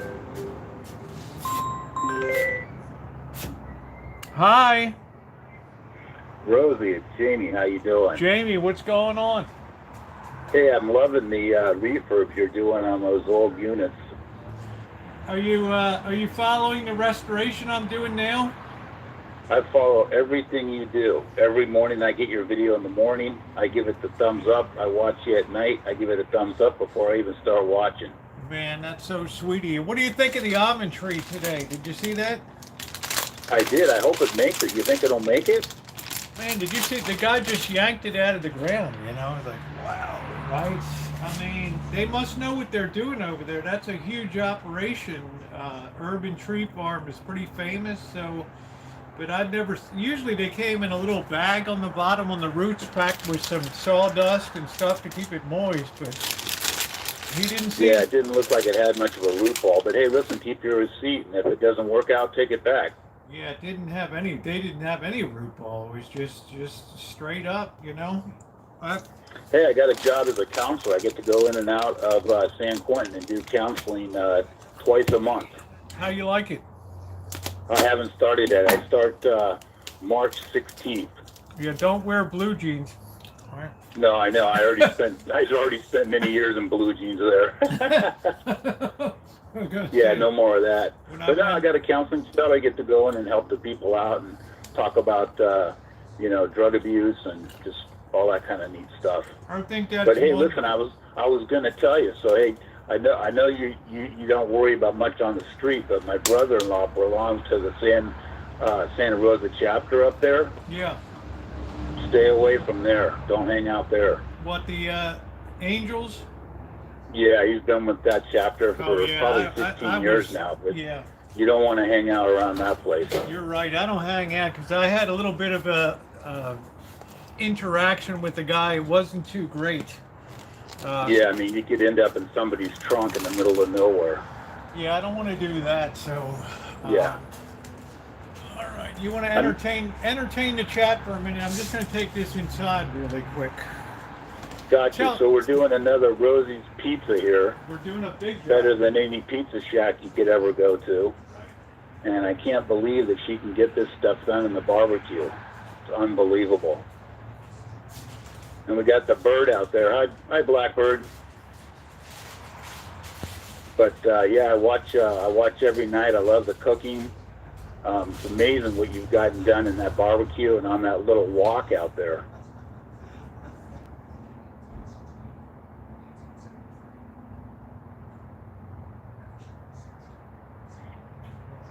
But yeah, so I just, wanted to tag up with you, say hi. Again, watch you every night, and thanks for all your help. And, like I said, my parole officer really thinks a lot about you, and you got me a couple of months off early. Just for watching the show. Wait 1 second. I want to ask you a couple questions about the program you're doing down there. Yeah, you can ask me anything you want, Rosie.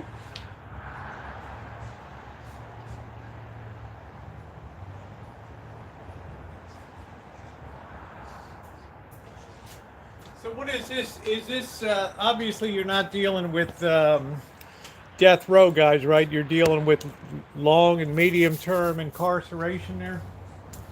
Yeah, so I was a level 3, so level 4 is the highest you can get. So level 4 is people that are in the hole, which I did a year in the hole. Death row, you have 0 contact. So I'll be dealing with people that are level 2 and level 3. Level 1 is basically minimum security. So I was in maximum security. So I'll deal with the max people. Yeah. But in a controlled environment. Tell me this. What going down there? They're going to probably ask you the same question I would ask you was, besides telling people stay out of trouble, what would be the number one piece of advice if somebody told you that maybe he's getting out in maybe a year or so? What would you tell them? Well, a lot of these people that are already in there are, their thought process is messed up because you don't get any help in prison. Now, what's the expectation? Because I always think of prison as a place where, should we help people or are you there to be punished? I mean, it's like you did something wrong and you're now in lockup. I mean, in the old days it would be bread and water, and now there's TV and I mean, I'm just saying, what do you think people need, or what do you think that they need in prison that they're not getting right now? Well, I think depending on where you're at, what prison you're at, is get involved in a, building furniture, doing upholstery type work, which a lot of it's been cut out because of the spending. Get into some sort of trade that you can learn that when you get out, you could do, day labor work where you get started. But the biggest thing is, and prison's got more drugs than they do on the street, is you can't be drugging and drinking. You got to be as clean as you can be. When I was in there, you could get whatever you want. Provided you had the way to pay for it, right? And you always do. We used to trade stamps because obviously don't have cash, so we trade stamps. Or, there was a guy called the store guy, and I was a store guy, so I had all the soups and the chips and the stamps and all that kind of stuff. And then if you wanted it, then we would trade. You get a tattoo, or somebody would wash your clothes or give you extra stuff to make your booze in the room and stuff like that. Yeah, well, But the best thing you can do is just I'm have a trade that you can go out with. I'm very proud of the way that you've come along, and a great day for me was when you ended up on the channel here and we talked, or you let me know before what had gone on. But what about physical? We watch a lot of TVs and shows and things. What's the reality of physical assault and like sexual assault compared to what you see on TV and stuff like that? What's the reality of San Quentin? Well, I mean, it happens. It's if you go in and you mind your own business, you don't try to be a badass. You just mind your own business and don't get involved. You won't make it. Okay, so you won't make it. They call that a mainliner. So in the yard, you won't make it. You're gonna have to click up with somebody. You're gonna have to either click up with the, I hate to say it, but the Aryan Brotherhood. Yeah. You're gonna have to hook up with MS-13. You're gonna have to hook up. You're gonna have to click up in California. Not as much out of state, but in California, you have to click up with your kind. That's exactly what I heard. Like the blacks will be together, and then you have MS-13, you have the Aryan Brotherhood. So there's really no main line. You're not going to be like a freelancer in there, right? Just doing your own thing. Yeah, you can try, but you're probably going to get your bottom kicked a lot. What a life, man. What a life. Yeah. And, some blacks some Mexicans will go into the blacks. Nobody goes towards the whites. Like, they don't accept the Mexicans. They don't accept the blacks. You have your own spot on the yard. Everybody's watching what's going on. I mean, even the guards in some of the prisons in California will bet on fights. They'll set up fights. And they'll bet on it. Yeah. They get jaded after after years of being out. I can understand that. I mean, would I want to be? And right now they're recruiting for jail guards and all that. I wouldn't want to be one. I mean, what the heck? Oh, a CO? Yeah, you don't want to be a CO. No. There's not enough money to get to do that job. No. San Quentin. Raquel asked, "What exactly is San Quentin?" San Quentin is California's long-term, like Pelican Bay, but this is supposedly the death row. But nobody's died for years at San Quentin. This was a place through history. People didn't get executed at Alcatraz. They got executed at San Quentin, which is just on the tip of Marin County, just before the Golden Gate Bridge down there. Yeah, it's right there on the other side of the San Rafael Bridge. You Yeah, basically I did a come to this video. visit- Yeah. I did a video Yeah. of visiting the San Quentin death row gift shops in there. Yeah. So. Yeah, so I did my 7 years at Folsom Prison, and then I came down and did my last 3, and was released from San Quentin. Now, was that an upgrade or a downgrade was that like, oh no, or It was a lateral move because I had problems at Folsom where I was getting in fights all the time, and so they basically changed what's called my paper to San Quentin. so were you worried when you went in there because you were like a free agent, a mainliner when you went in there, right? So it's like No, I was connected. okay, so you were all established. You said the right thing as soon as you got in there, and boom, you were gold. Oh, I hooked up the minute I was already hooked before I went in, so they knew who I was. And then the shot caller at Folsom, I knew him from before. And then when I went to San Quentin, they sent a note that I was coming, so everybody knew who I was there. Wow, that's pretty wild. Tell me about the like. Can you run through an average day? Like, what time do you get up in the morning, and what your first meal would be like, and then what you do after your meal, and then lunchtime, and your 4:30 bell or 4:45 bell, a.m. and then they release you based on your tier. So tier 1, tier 2, tier 3, and tier 4, right? Yeah. So you were tier And 3. then- Tier 1 is like what? Just low to no risk. No, the tiers are like in an office building, so you'd have the bottom floor is Oh, tier 1. you mean physically? Tier 2. Yeah. Okay, I got you. Yeah. Okay. Yeah. So the prison is a tier 3, tier 4 in general, the population. Yeah, these Then you are have- the bad boys. This is when you end up here, it's kind of like it doesn't get any worse than this place, right? Yeah, this isn't jail. This isn't little time jail, county jail. Yeah.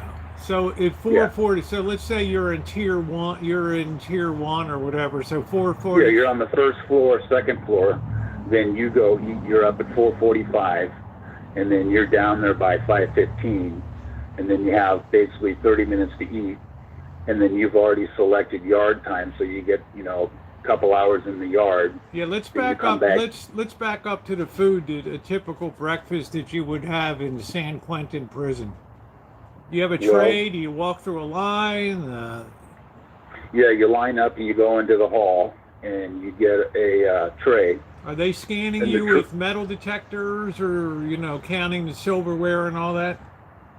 Yeah, you don't get silverware. You get like a Taco Bell spork, Okay. right? So you you don't get- get a knife and a fork and a spoon. So you get your tray, and Yeah, you get your tray, and then you get in line, and you get your malto meal, and you'll be lucky if it doesn't have a roach in it. And then you'll get a granola bar that the wrapper's already off, because we take the wrappers. And then you'll get an orange, and then you'll get some sort of gray meat, looks like meatloaf. wow, And it's that not. stuff, believe it or not, is actually way back. You can see it on videos that stuff, a lot of that stuff back from the Korean War.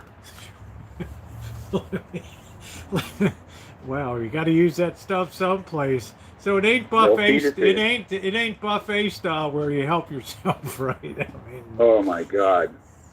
No. so is there such a thing as okay? So you get your tray, you're moving down. Do they have hot beverages like coffee and things like that? You can buy coffee from the commissary, but in there you're going to get juice. You're going to get like an orange juice or apple juice. Okay. Wow. Yeah, So- you're not getting the coffee. You're getting apple juice in a little kids container like we had when we were in kindergarten. Yeah. Now let me ask you this question. When you're going through the line, and are there people on special diets, like for people that are Muslim or whatever, or vegetarian and stuff like that? No, you mean if you have there is a dietary thing if you have like cholesterol, that they will help you with your meals. But no, you eat what everybody else eats. So if you can't eat meat, then you're not getting meat. You'll get the the old cauliflower. Yeah. What a day, right? All right, so they give you a half hour to eat breakfast, and then what do you do after that? And then if you've signed up, because every week you sign up for what you want ahead of time. So if you signed up for yard, you get to go to the yard, go hang out with your friends, do whatever, throw some dice, play cards or whatever like that, do push-ups, do pull-ups. There's no more weights in prison. They took that away. State took that away. Yeah. So what other things could you sign up for, Jamie, besides yard? You could do like upholstery. You can go to AA meetings. You can go to NA, which is Narcotics Anonymous. There's a lot of different programs. You can go to the library. A lot of guys go to the law library. They'll read. They'll go to Bible school. Yeah. Do they have So like there a? is stuff Do they you can have do. Do they have a chapel or Sunday Oh, yeah. services and things? Oh yeah, most definitely. Okay. All right. They have priests that visit and ministers. Oh, yeah. Yeah. Okay. Yep, for sure. Yeah, you have that accessible to you. Interesting. And then after that, you'll go back up. Well, how long? get the cure shot. How long do you work in like upholstery? Like a couple hours, or what do you? About 4 hours. Okay, so now Three. now it's like 11 o'clock in the morning or something. Yeah, about 11:20. Okay. And then you can go have lunch. Most guys they'll pass on lunch. They'll go back out to the yard, and then from the yard they'll go back up to their room or with their cellie or whatever, or their bunkie if they have a bunkie. And you'll hang out. And if you're getting a tattoo, you can get a tattoo, just as long as you don't get caught. We go up and we make pruno, which is liquor you make in your room. Yeah, describe that. Pruno is so what you'll do is when you're down in the commissary, you'll steal little packets of sugar, and you'll save all of your apples and your oranges, and then you gather those up. Other guys will give you theirs, and then you have a trash bag that's in your trash can, and you take that one out.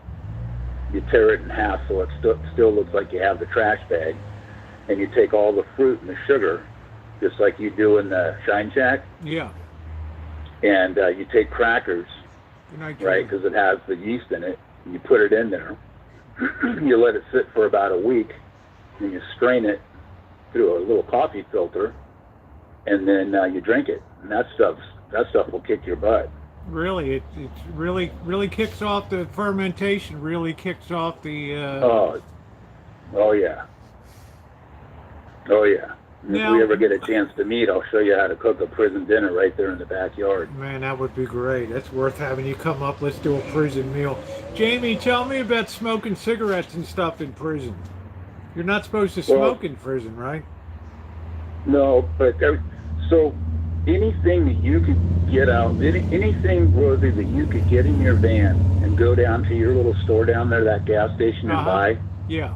Anything you can get there, we get, and then some. You can get cigarettes, you can get heroin, you can get coke, you can get whatever you want.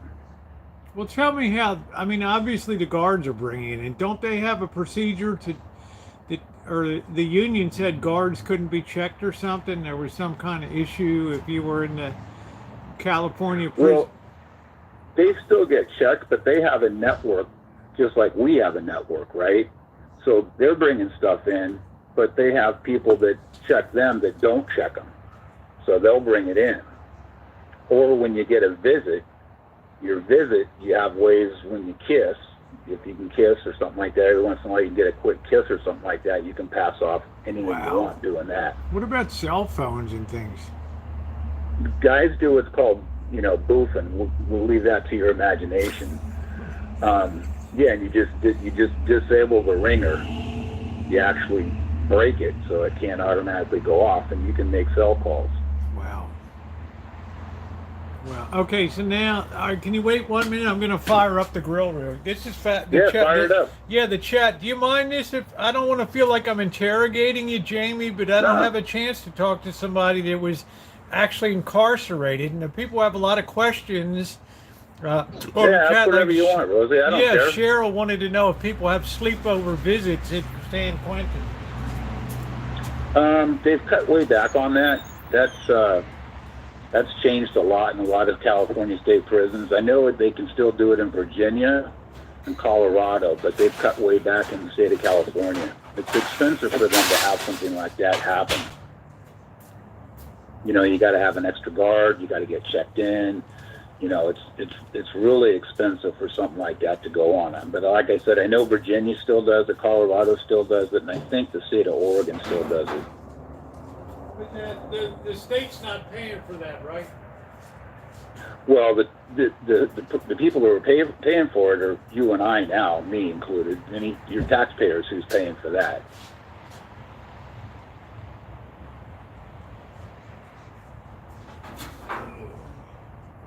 But yeah, conjugal visits are pretty much a thing for the most part of the past in California. Yeah, I'm gonna back up. I think some people have some questions here in the chat. This is a good opportunity, guys. Jamie has come miles here and is out now, and it's not often you're gonna have a chance to talk to somebody that was in the system, and it's gonna give you this, not the Hollywood dope, not the BS stuff, but the real answer here. Somebody said, do inmates have access to Facebook? What about internet access in lockup? No, you don't have any access to the internet because of what people could possibly do. You mean still controlling their business on the outside and stuff like that? Well, yeah, even like when you so as far as Facebook and Twitter and all those absolutely positively not. I was amazed when I got out the phones. They didn't have these smartphones 10 years ago. No. Cheryl said, I heard some are allowed tablets now. Is that true? So you can have certain items, but it's restricted on what you can actually do. So you can do research, but you can't go to a full-blown Google research. You definitely can't go to Facebook. You can't do Twitter because they're worried about social media. Because if you wanted to put a hit out on somebody, you could go to somebody's Facebook page and post on it. Yeah, that makes sense. So even when I would get or send a letter, my letters get open when they leave my cell, and they get open before they come to my cell. They're checking for everything. Wow. Let's see. Do they still have the program? Say, have I seen? The people asking if I've seen Peterson. No, I haven't. He's in the hole. Yeah, I went to the Jamie. I went to the gift shop there where they have the death row inmate art. I don't know if they still have it post-pandemic, but I stood right there. You can see it on my video. I have it right there on the his art, quote unquote, which was really a very poor rendition of a prison cell in there. But I'm backing up this chat to see if somebody said, Nino said, Jamie, do prisoners show kindness at all? Or do you always have to be like the tough exterior? That's kind of a good question. It is. You can't really, because if you show a weak side, now you've set yourself up. So there's people definitely that are very sensitive to the weakness of people that maybe come in, or just like mainliners and people like that, huh? Yeah, and you got to be careful who you talk to. If you talk to somebody, unfortunately, if you're with the whites, and you're not going to talk to anybody in the blacks. It's very racially, hot. Yeah. You can't do that. And if you did it, your group's going to jump you. All right, let's now, and I don't mean to be prying, let's talk about the worst incident that you either observed or were involved in down there, let's say at San Quentin.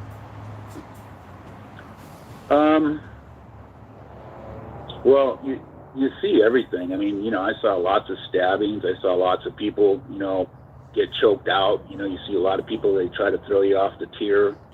I can't really talk about what I did. That's fine. Because of my cases, but you see everything, and if you can't let anything go.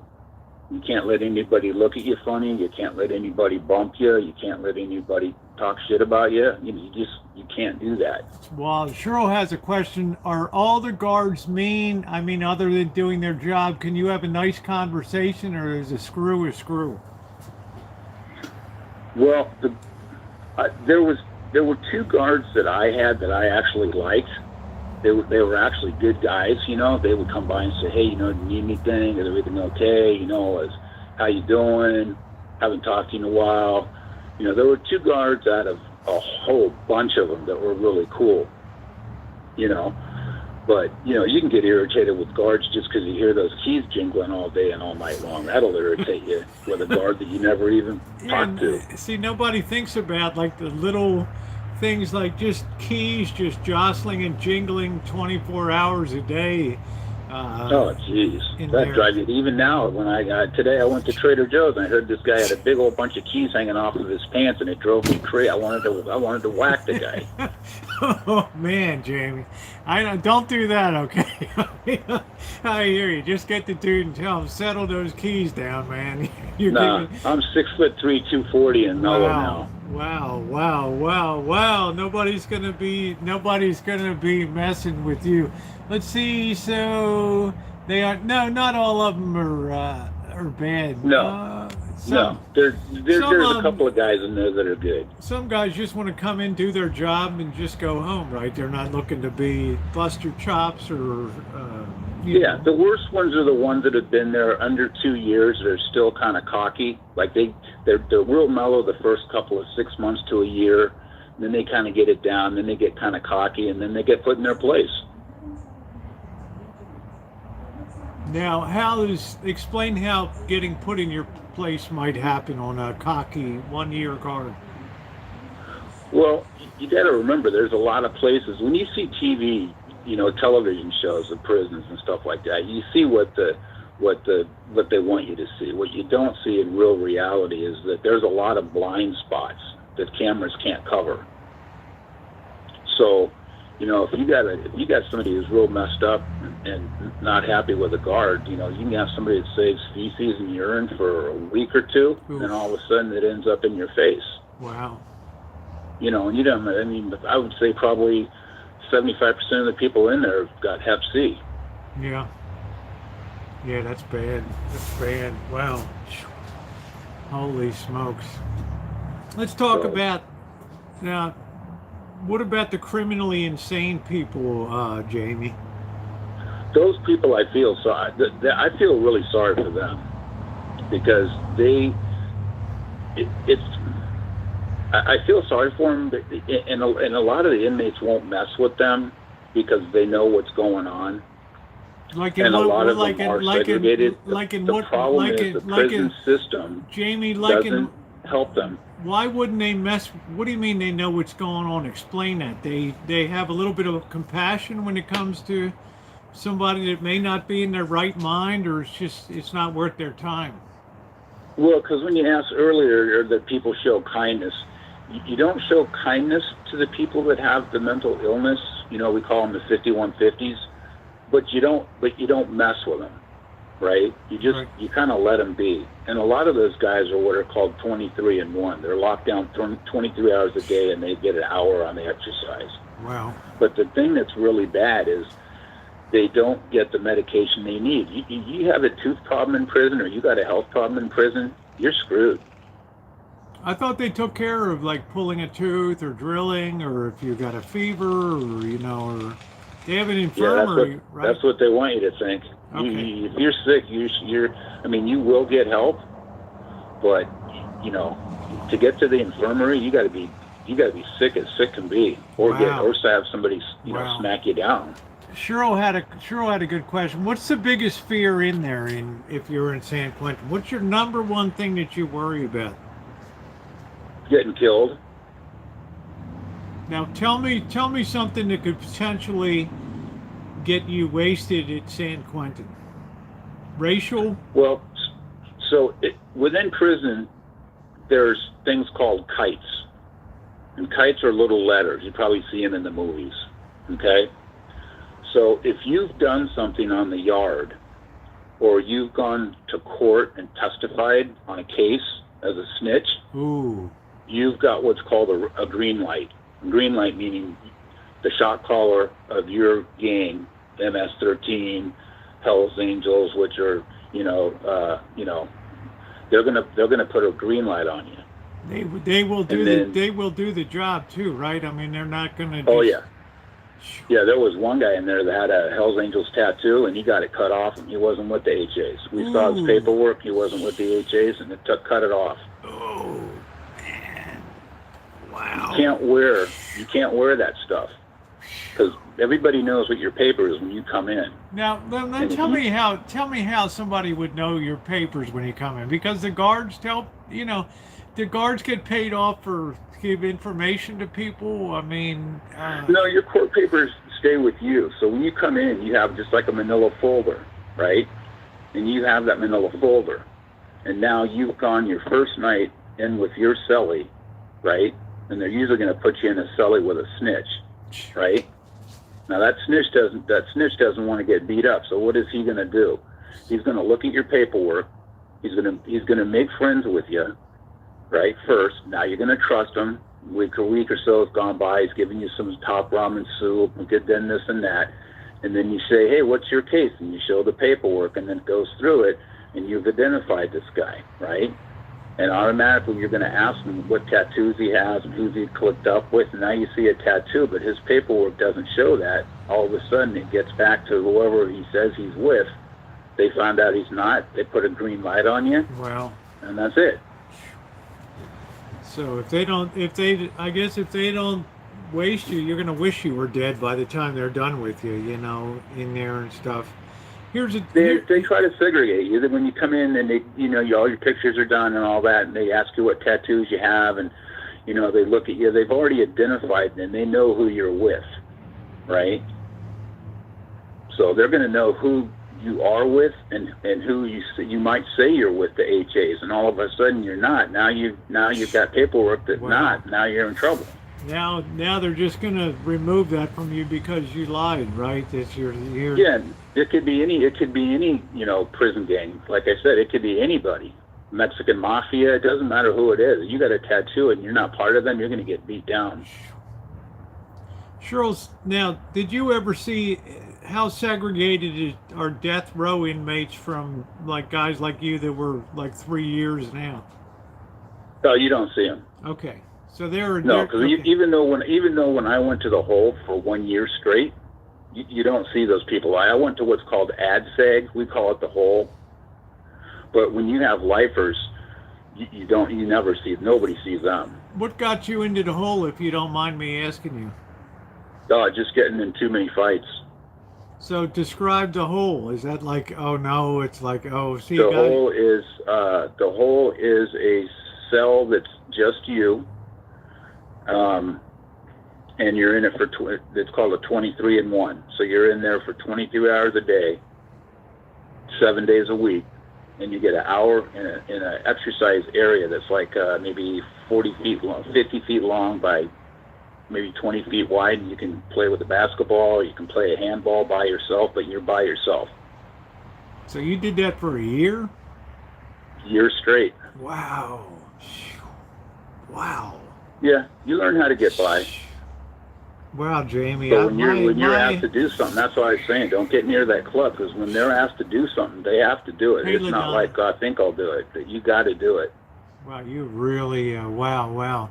How does that? When I see you go by that club, I'm like, Rosie, I love you. You don't want to f around with those guys. Yeah. No, I'm not going to do that. So, James Trimble had a question. How does that affect somebody's insanity being in the hole? Unless you can find something to do, to keep yourself, going, then it's going to be rough. And I'd say the first 90 days is the worst. Yeah. Absolutely the worst. But that's where I had one of the guards who was really cool, who would actually talk to me. He'd come by and talk to me. Wow. Thank God for that. But yeah. I mean, the hole, some people use the hole to get away from people that are trying to hurt them. But I ended up there for, getting instructed to do something I had to take care of. Well, Cheryl says that they have TV and radio. Some do. It's a clear television that you can look right through it.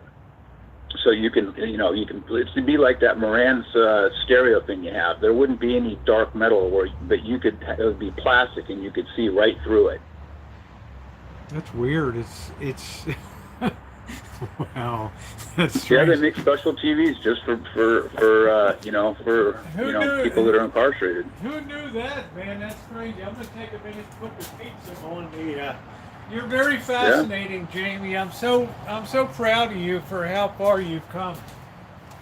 But yeah, listen, I don't want to take up your whole deal, but I did want to, I do like to talk to you. I watch you every single night from start to end, no fail. All the little shorts that you do in the morning. I like Trotsky and the other cats. You seem to have gotten really close to them. Jamie, and then one of these days, maybe when we get to know each other a little more, I'll show you how to cook some real prison food. That would be, man, how cool would that be? Jamie, do not go yet. Some people have some more questions for you, okay? Okay, no problem. No worries. I'm here. I got all night.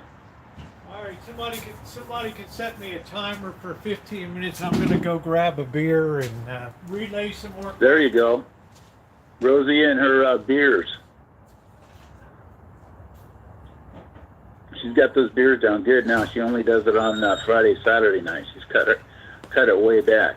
Let's now go through. You're now at. Let's say you did upholstery. You've done your 4 hours. It's 11:15 or whatever. Now it's lunchtime. What are you going to get for lunch? You usually get like a mystery meat sandwich. So you probably get like bologna on white bread, a little thing of mustard, and a little thing of ketchup, like you'd get at your McDonald's or something like that. Then you get another fruit. So you get another apple, another orange or something like that, which is great because we use those. We don't eat them. We use them. And then you might get some mashed potatoes, something like that, with some gravy on it that you would not want to eat. So just real simple, basic, like we would have in school, but really bad tasting cafeteria food. Bland and bad. Did you lose weight? No, because I worked out. So I went in at about 230, 240, and I came out at about 240. Wow. But so, do they have a book down there where, if I knew Jamie, I could, I'm going to put $20 on Jamie's book or whatever down there?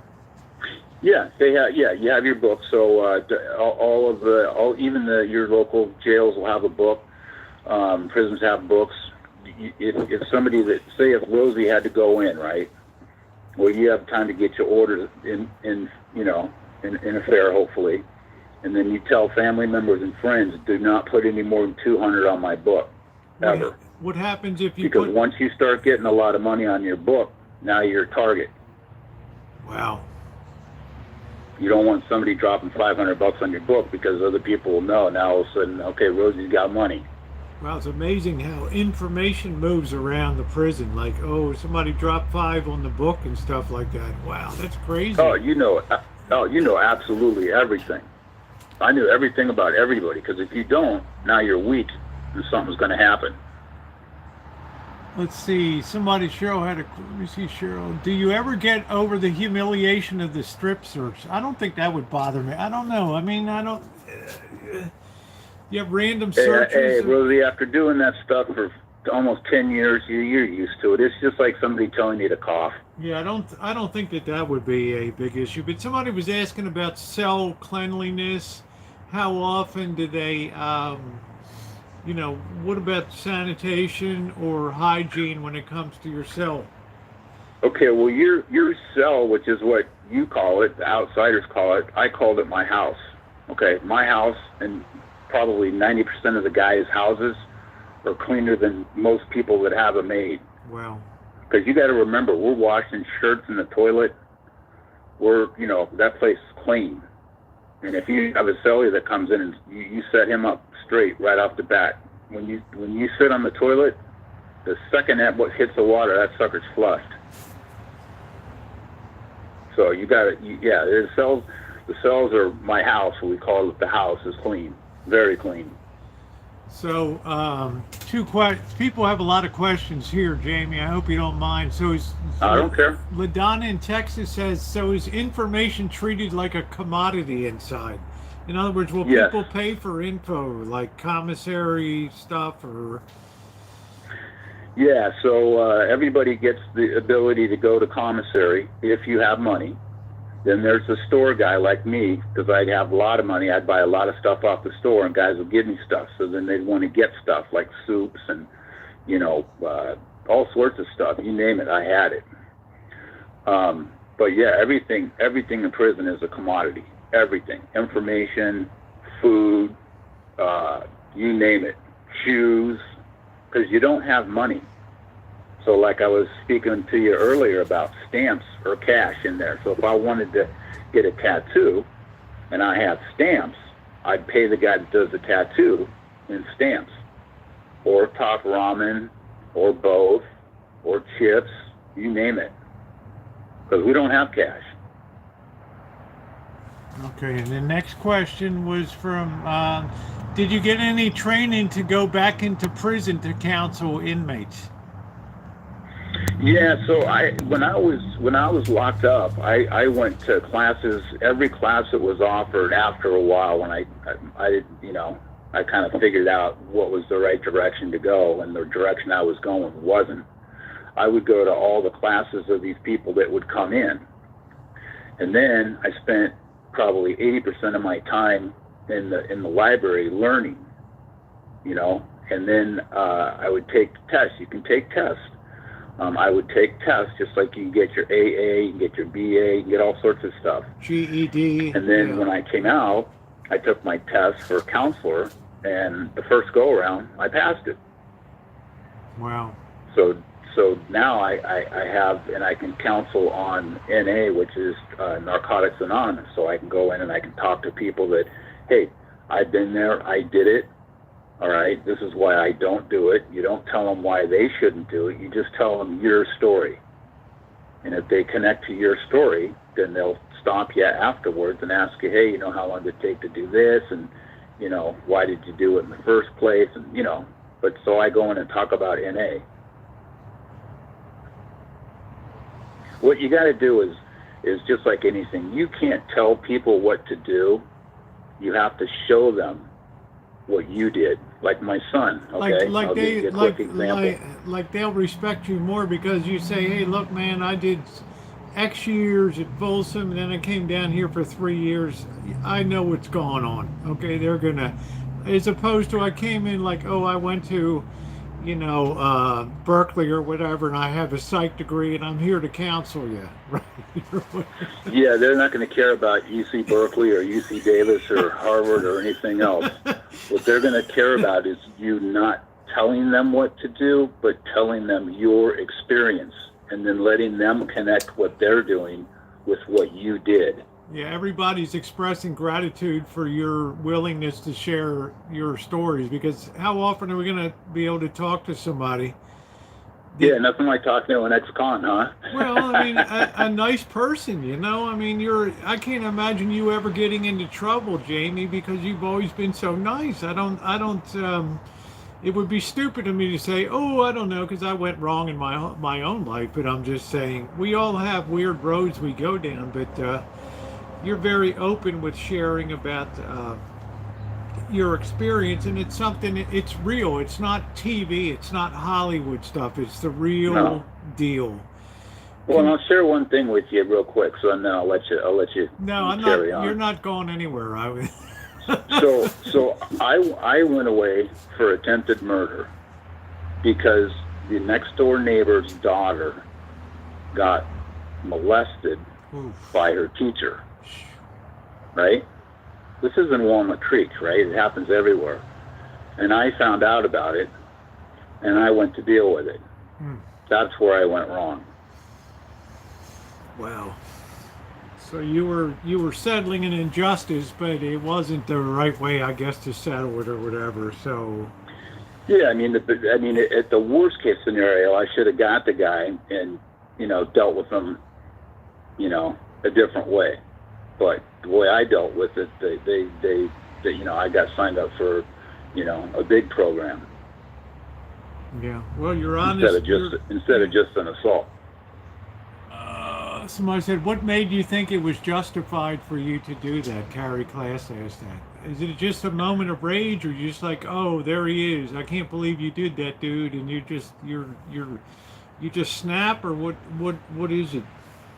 Well, yeah, pretty much. Yeah, I mean, I grew up in a beautiful home. My dad was a big C-level executive with Bechtel. My mom was a registered nurse at John Muir. Grew up, did all the stuff a normal kid would do, and this little girl was just minding her own business, and her teacher took advantage of her. And when I found out about it from her dad, I lost it, and I sat on it for about a month, and I'm like, no, hell no, this ain't gonna happen. Wow.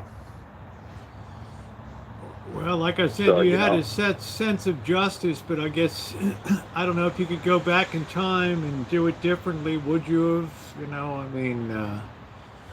I would have done. I mean, to be honest with you, Rosie, because I don't lie to people, I wouldn't have done it the same way, but I still would have done something. Okay, Cheryl wants to know how did you maintain a relationship with your son? Really well. I mean, that was never an issue. You just got to stay in touch. You could do the visits and stuff like that. You make sure you write every single day, so when one letter hits, there's one that's coming in a day and a half later or 2 days later. He's going to be going to. So that communication would be very meaningful to you to have mail coming in. Yeah, and you get phone calls every day, and you just gotta, I mean, you just gotta do the best you can with what you have.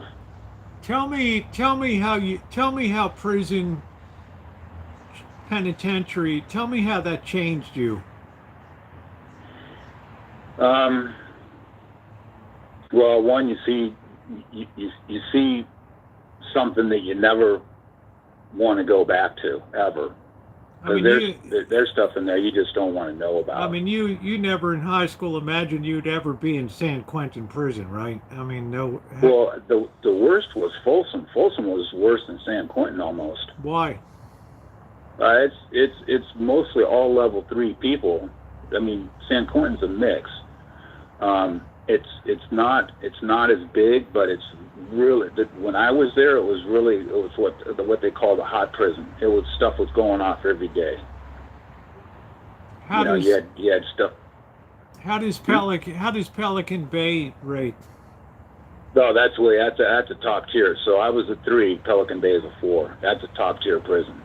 Okay, that's the worst of the worst, right? I mean, that's the worst of the worst. Yeah, you go to San Quentin. You go to Pelican Bay and San Quentin when you've been a bad person in prison. Wow. Right? Wow. So you've been a bad boy on the street, you go to jail. Then you go from jail, depending on what you did, to prison. Then you have your levels, but the worst of the worst in California is Pelican Bay. Here's an interesting thing from Carrie Class, and don't take this the wrong way, because people are going to have different opinions. Carrie Class says what you did was not justified. You didn't know if that teacher did anything wrong or not at the end of the day. So. Yeah, no, he's right, but I actually found out that I mean, from what the little girl said, I kind of have to believe what she said, because what she said was something that she couldn't make up, right? How old was she? But if you don't, he's right. You shouldn't do that. How old was she? If you don't mind me asking, about how old was this girl? 12. Okay. Wow. Okay. So she knows what her body parts are at 12. Okay. Right? Yeah. And so kids typically don't exaggerate. Yeah, I get it. I get you. I get the picture now. So. Yeah, it wasn't kind of like, he pinched me and we, or whatever. We were playing and I got pinched on the swing by accident or something like that. It was very specific. Okay, I got you. Jody says, if you were prescribed various medications before lockup, is the prison obligated to provide them all? Yeah, that falls into the state. So I was prescribed meds when I was in, and now I still take them, and it's supported by the state now. So I have meds. I take PTSD meds now. Okay. All right.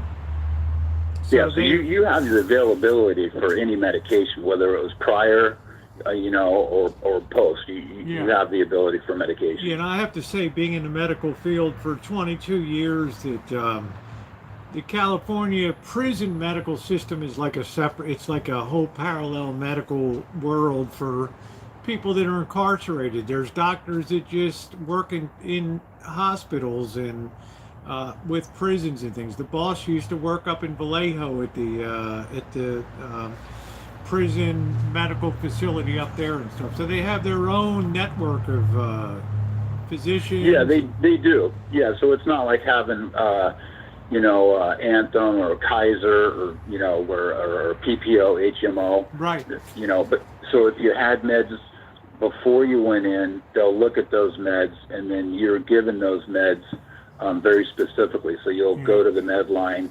They'll have a little teeny tiny Dixie cup. You'll take those, and then you'll lift your tongue up, left, right, up, down, and then you go. I mean, there's easy ways to hide your pills, but yeah. Now, you don't have and to. Then they support it. You don't have to answer this if you don't want to. Was PTSD from prison? It was from prior. Okay. Cheryl was just curious. Okay. You don't have to. Yeah, just stuff I'd seen on the street and stuff like that. Okay. Yeah. So that didn't. And when your other listener asked, well, what I did, probably should I not done it, or done it differently? Yeah, and I think if I was on meds at the time that took place, that would have helped. Well, I think your honesty is so incredible, Jamie. It's a beautiful thing, and just let me run inside for 1 second, because I'm sorry, people got a ton of questions for you. That's all right. Don't forget about that pizza. Speaking of, did they ever serve pizza in prison? Oh God, no. I mean, we made our own in our room. So we'd make what's called a swole, SWOL pizza. Yeah. The best things we made were burritos, big, huge, long burritos. You could make just about anything in there. Cheese sandwiches. We cook them over. Get a couple of these little pieces of paper, and we'd start them on fire from the little outlets above where the lights go. We'd unscrew it and light the piece of paper. Smoke cigarettes. Unbelievable. Did some people impress you with their hack job cooking skills? Not like yours. Rosie beat it all. Let's see. I'm going to back up, and I know there's some more questions that I passed. All right. Let's see. I need 10 more minutes here on this. So, how about shakedowns? Oh, all the time. Yeah, all the time. They come in and rip your bedding apart. So the first they'd ask you to exit your house, and then they'd rip your sheets off, and they'd look at your mattresses. They'd flip your mattress. They looked everywhere. Looked behind the toilets. They had these little pieces of metal they'd stick down the flapper of the toilet, because you don't have a toilet like you do at home with a tank. Right. It's all air flush, so it's almost like an air hose that sucks it down. But we use the toilets to talk. So what we do is we push the toilet flap down, release the water, and then you could talk to the guys on the second floor below you. Jeez. The toilet was everything. It was a washing machine. It was a shine machine. It was an intercom. It was everything. The toilet was my best friend. That's why you told the guys, as soon as that waste hits the toilet, it's flush, dude. If I ever come up here and see, you're in serious, serious trouble, right? Oh, you get beat down for that. You leave any type of human waste in that toilet, you were done. You'd have wished you never had me as a roommate. Wow. Catherine said, Jamie, thank you for spending this time answering a question. I wish you all the luck. Jamie's an incredible person. I mean, you have to figure I'm not saying I don't want to say, Jamie, you came from a privileged life, but you came from an educated family. You speak educated. Oh, yeah. You're not a hillbilly. I mean, No. this must have been, I mean, what did you, let's go back to your sentencing day. What did you think when you, I mean, did it ever flash through your mind like, wow, now I'm going to be in the penal system of, I never imagined my life would be this. Can you describe the day of your final sentencing with the judge? Can you put us in your mind of go back in time and tell us your thought process on that day? Did your attorney? Well, I didn't, did your attorney? Yeah, I didn't think it was going to go down like this. I had an attorney that was out of Vallejo, very well-known attorney that we all used. All of us guys used him, right? This guy was incredible. I mean, he'd get you off for anything, right? So I didn't think in the preliminary it went fine. How are you going to pay him? By the way, what did he like? What did you discuss for financials? If he gets everybody off, he can charge top dollar, right? I mean, he's. Oh, and he does. Okay. And he does. So I had a good job before I went in, so it wasn't an issue for me. I just paid it all up front, and then I had about $100,000 left over when I got out, and I just paid off the $100,000 when I got out. Well, so it's not cheap. I'm just telling people when you need to hire a defense attorney, a good one. Oh no, you're looking at $250,000. Yeah. So here, okay. So walk me through the process. What does he tell you when you tell him your story of? Well, I saw red. This girl was assaulted. I knew her. I felt bad for the family, and okay, I took the matter into my own hands. I mean, what does the attorney tell you? Well, the attorney's going to do his own or her own investigation into it. They're going to look into your past records. I didn't have anything. I didn't even have a misdemeanor. I've only had 2 speeding tickets my entire life, right? So this was a big, what they call a nap for me. So we thought it would be a no problem go down. But 12 people didn't see it that way. So you had a jury trial, and yeah. Tell me about sentencing now. In regards to what happened? What was going through your mind? Like, what did the judge say when they said, "Do you have anything to say before sentencing?" Or like Richard Allen? No, I didn't say any. I didn't say one word. My attorney said everything. Okay. Yeah, I didn't. I said I didn't say anything. I kept my little pencil in my hand the whole time, and I wrote stuff down in case they missed something or got it wrong. I let my attorney do the talking, and that's what he told me. He said, I'm going to take care of all of this, and we're not putting you on the stand or anything. You're going to take it. So tell me what the judge said and how that impacted you. Did you ever have a regretful moment like, oh, I wish I hadn't, if I could go back. Rosie, I was regretful right after I did it because I knew I was gonna get a nap on this one. You know what I mean? They're gonna put me down for sure. So regretful, and I should have not done it. Yeah, knowing I was gonna, get some time for it for sure because there were witnesses. And then at sentencing, when they told me what I was going to get, I'm like, well, I got the lesser of what I could have got. So it was 10 to 25. Okay. And I got the 10. So I got the same amount of time a bank robber would have got. But is there good behavior for that? I didn't behave very well, so I got my 10. Oh, that's right. You were bad. I forgot you were. You were in there. So let me tell you, now you're sentenced, you're back to the regular county lockup or whatever, and you're thinking you're going to go up to Folsom. What thoughts are going through your mind at that time?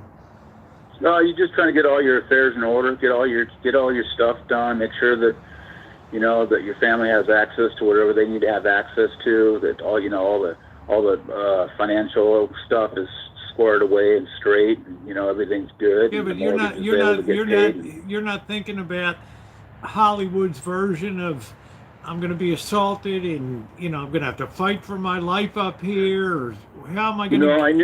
I knew nobody could touch me. Nobody could put hands on me. Wow. Okay, just because of your size, right? Well, no, just because who I was. Well, one, yeah, but two, who I was clicked up with. You were Right, already so you were already clicked up. What's that? You were already clicked up. Oh yeah, I was clicked up in the streets. I had your regular job, but I had my little side lick too, and my side lick's what got me connected up.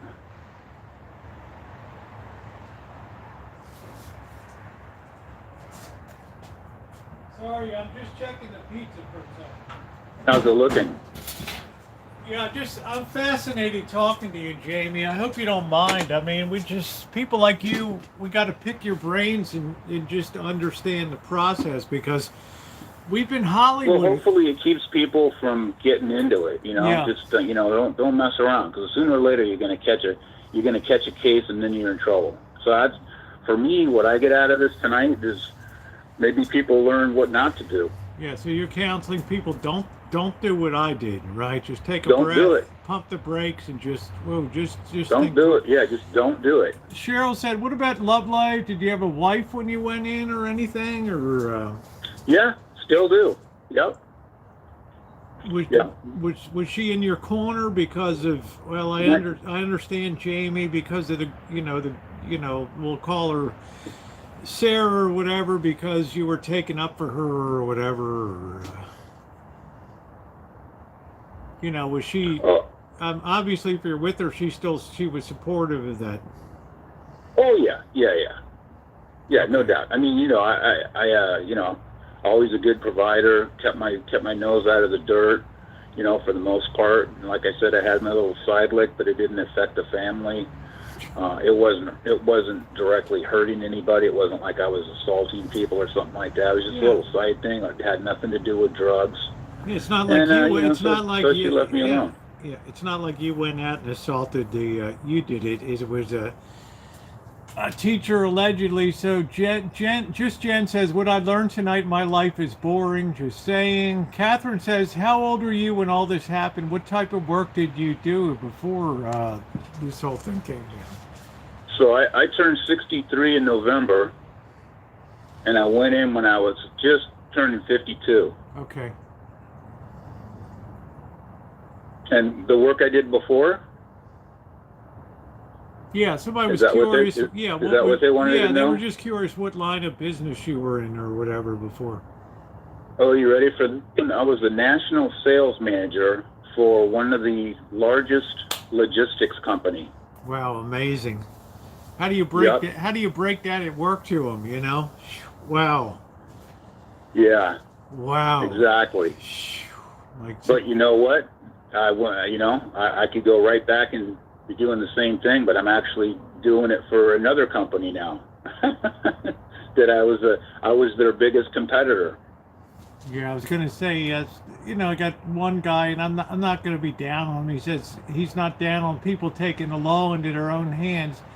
I don't think, Carrie Class, that James is standing up and Jamie's not standing up and saying I'm glad I did it or whatever. I think he's saying it was a see red moment and he regrets having done it. So I'm not.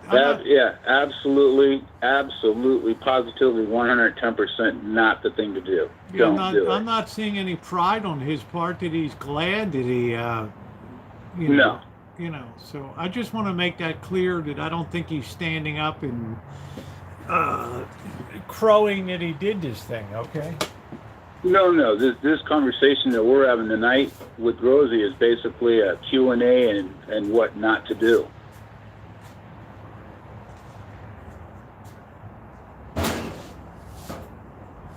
Oh, that looks good. Look at that. Ooh, yeah, baby. I wish I would have had access to YouTube when I was in lockdown, because I could have watched a whole bunch of Rancho Kitchen Stadium.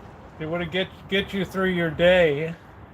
Look at that baby. Oh, look at that baby. I still think we need like 5 more minutes of this because the dough, it was so cold for us.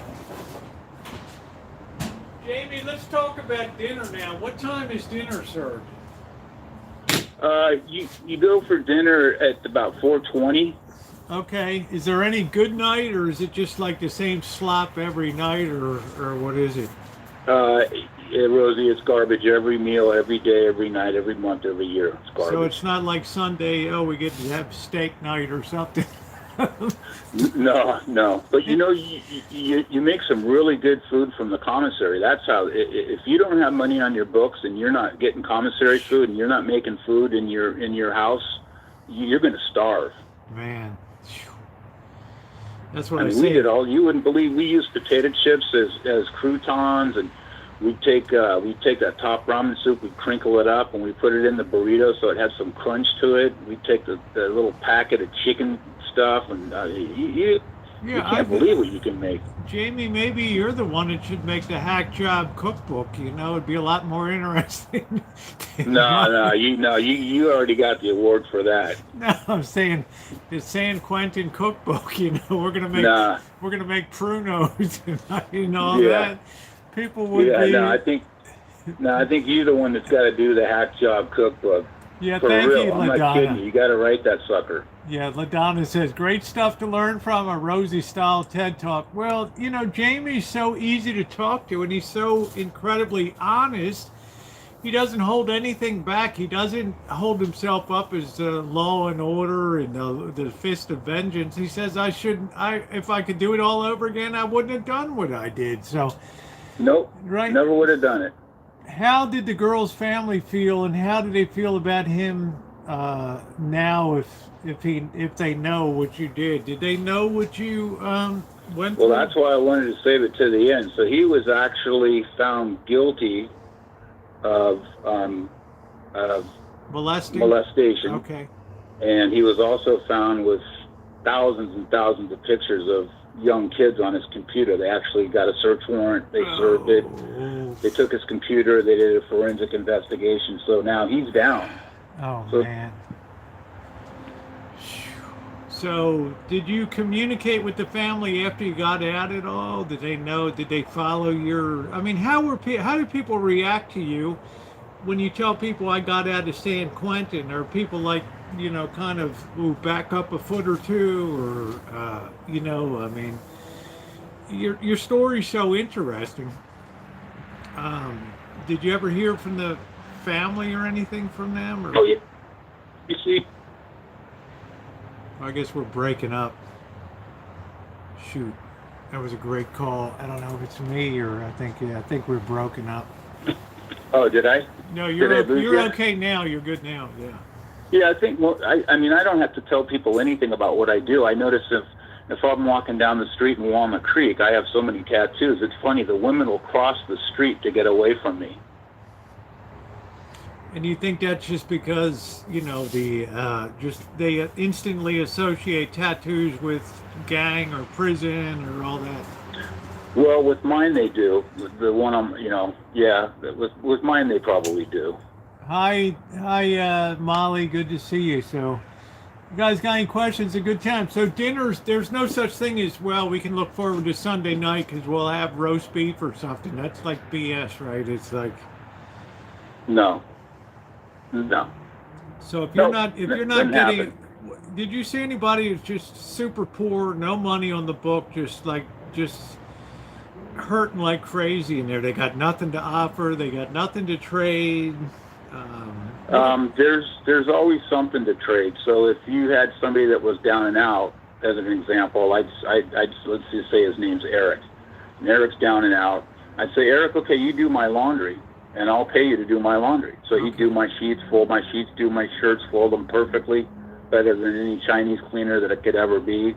Fold up my scrubs and everything, and that's how he could make money. So you can always make money. You just have to be willing to work. How often do you get to take a shower or get cleaned up?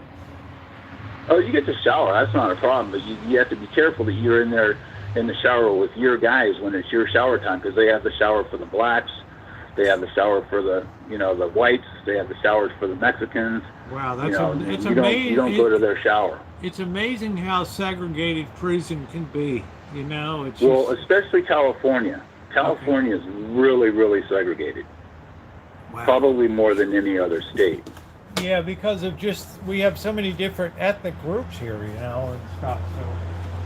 So. Yeah, it's Yeah, you shower with your guys for sure, and you shower. Everybody's facing. It's a tower shower, so you're facing out always. So you're always looking at what could come at you. You don't shower with people to your back ever. Even now, when I'm on the street and I go sit down at a coffee shop, I have my back to the corner. I don't have my back to the people. Is that because you worry about something, or you're just used to? It's just the way you always did it. It's kind of like an armadillo. You know what I mean? You always want to make sure you know what's coming at you. Yeah. If you notice police officers, they do the same thing. Their back is always to the wall. Right. Right. So, well, listen, Rosie. Have All that right. pizza. Well, listen. Yeah, Jamie. Thank you for spending. You were fascinating. You spent an hour with us. I love having you on the chat. I love how far you've come. I'm not gonna say one negative thing, because you've said all the right things here tonight. I'm not a judge, but you said if I had to do it all over again, I wouldn't have done it, and you paid the price for that. You paid the price for that momentary seeing red or whatever, and you were very keep up. Yeah, Keep up the great work. Again, I watch you every morning and every night. All the shorts, everything you do. Tell Bert I said hi. I love you, and all right, Jamie. I watch you every night, Rosie. All right, stay cool, okay? Take care. All right, love you. Love you too. Bye. Wow. All right, let me do a quick video. It's amazing conversation tonight, guys. Give me a second to just cut this little video. I'm finally going to eat. I was so fascinated by his story. I mean, I've been down to San Quentin. I've been at the death row gift shop. But it's not the same as being incarcerated. What's for kids?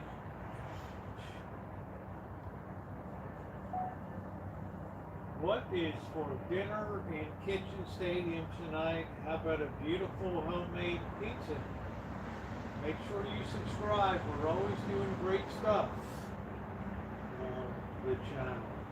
Thanks. What a story, huh? All right, let me get my plate. I'll show you guys what I'm working here. Great pizza tonight. I don't think you're going to do better for parlor. Yeah, thank you, Jamie, for this amazing story. You know, so I don't think there's any pride in what he did. I'm just going to say that.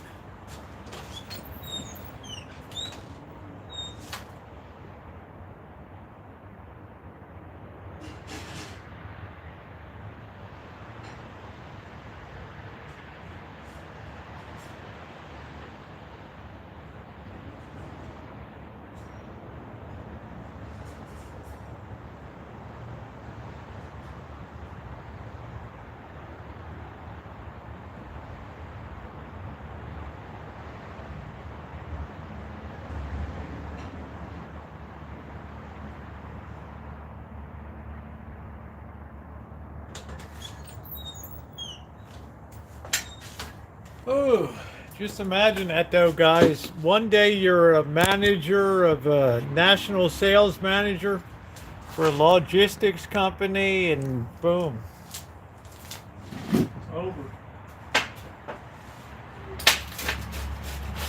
Oh, that cut's so good.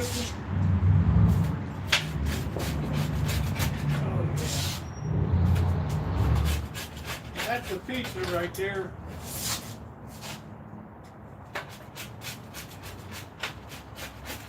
Look at that, baby.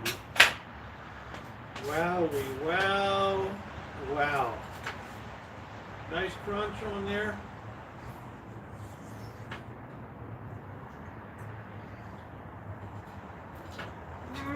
You better stay off of that table.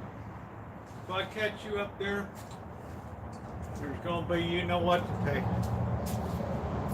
Good night.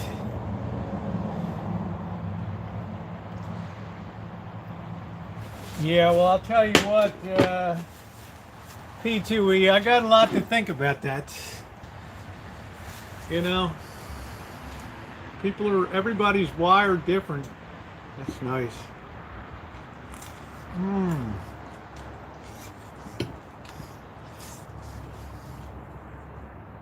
Mmm. Mmm. delicious. Oh, that's good tonight. I fortified that sauce. I took the tomato paste and put it in your great interview. Yeah, it was enjoyable, wasn't it? I don't think I have any interview skills, but if it's a fascinating person, you know. Plus, I want to know people. I want to know what makes them click. So we got an open time. Anybody want to call in? Molly, great to see you tonight. I have to reiterate, I didn't see any sense in pride in what was done tonight. I saw regret. And I saw judgment. Thank you, Ward.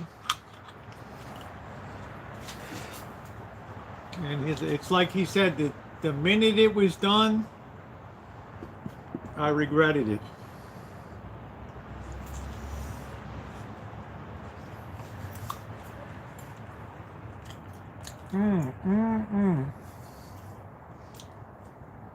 That's the way a pizza should be. There you go. I couldn't give it to you when it's hot, okay?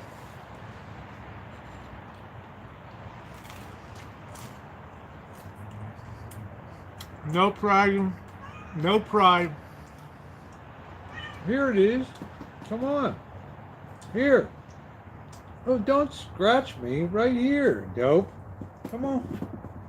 Come here. Here. Ah. Ah.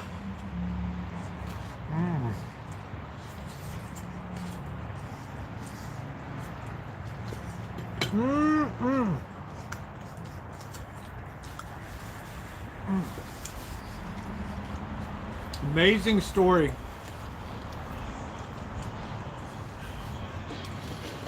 I was as fascinated as you guys were.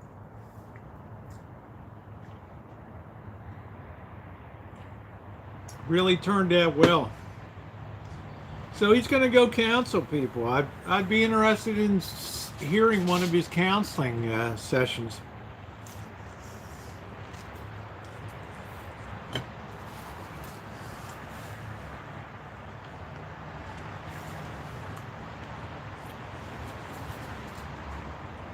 Like you said, I don't think they want somebody from UC Berkeley School of Psychology coming in and talking to them, right? So, I'm going to, well, thank you, Alan. I'm going to make my teenage, yeah.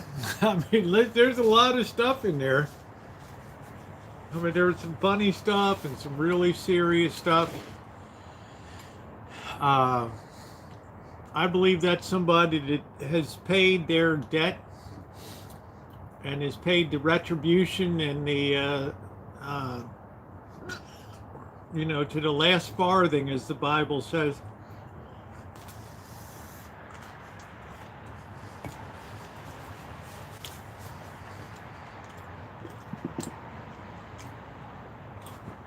Come on, right here. Dope, you don't like that? Really? What is wrong with you? It's meat. No, I don't think the birds have been acting weird. The family didn't do something, then Jane. Yeah, it's a shame. Right? When it comes to kids, there's some people that are just, they're wired differently. And, watch FIRD, and they're going to lose it. Hi. Hello. Hello. Hi, is this Rosie? Yeah, this is Rosie. Hi, Rosie. Who do we got? Seattle Judy. Who? Oh, yes, Yeah. Seattle Judy. Yes. How you doing, Judy? I'm excited you called. Hey, sweetheart. It's nice to talk to you. Let me see if I can get you on the Bluetooth here. Hold on a minute. We finally pushed you enough to call. So let's see. Can you- Nino did it. All right, there we go. Yeah, we finally put enough pressure on you. I know. Hmm. It's so good to talk to you. What did you think about the talk with Jamie tonight? I heard that. That was wonderful. Very Very insightful. Yeah. He really was incredible. You know, full disclosure, I was locked up before too. I mean, it's not, you know, I mean, it's like certainly not San Quentin, but wow. Yeah. I've got the TV on, and I'm going to step outside so I can hear you better. You got to speak nice and loud. People are having a hard time hearing you. You got a very soft voice there.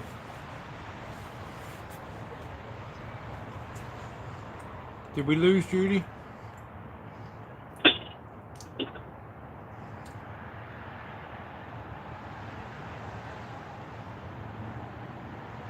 Judy? No, I guess we lost her. Doggone. Midnight at the Rancho. They don't like pepperoni. Come on. There it is. Over there.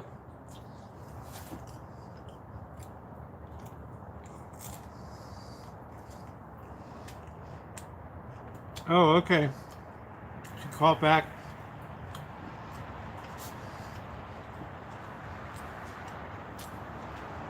Boy, I sure found out a lot about. See how nice the crust turned out. Beautiful.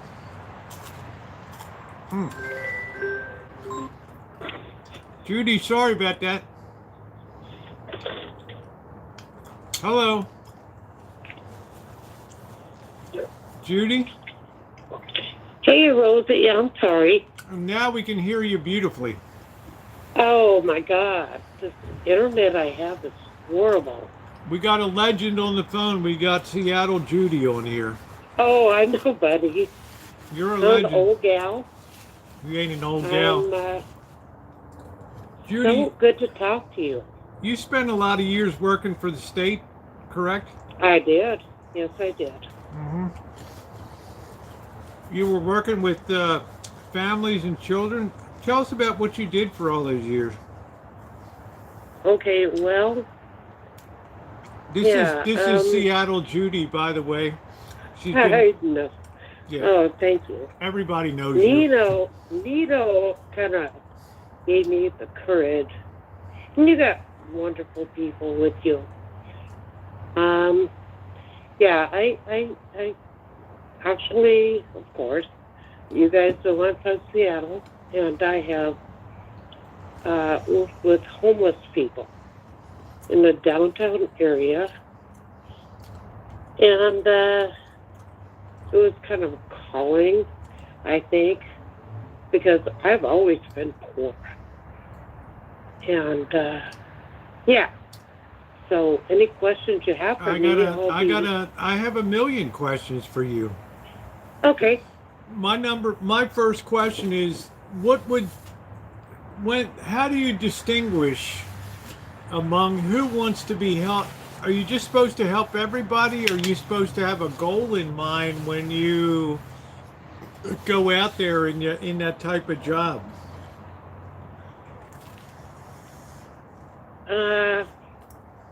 Well, it's a tricky question. That's a little bit hard for me to answer, but I'll do the best I can. The thing of it is, with homeless people, is nobody knows when they'll become homeless.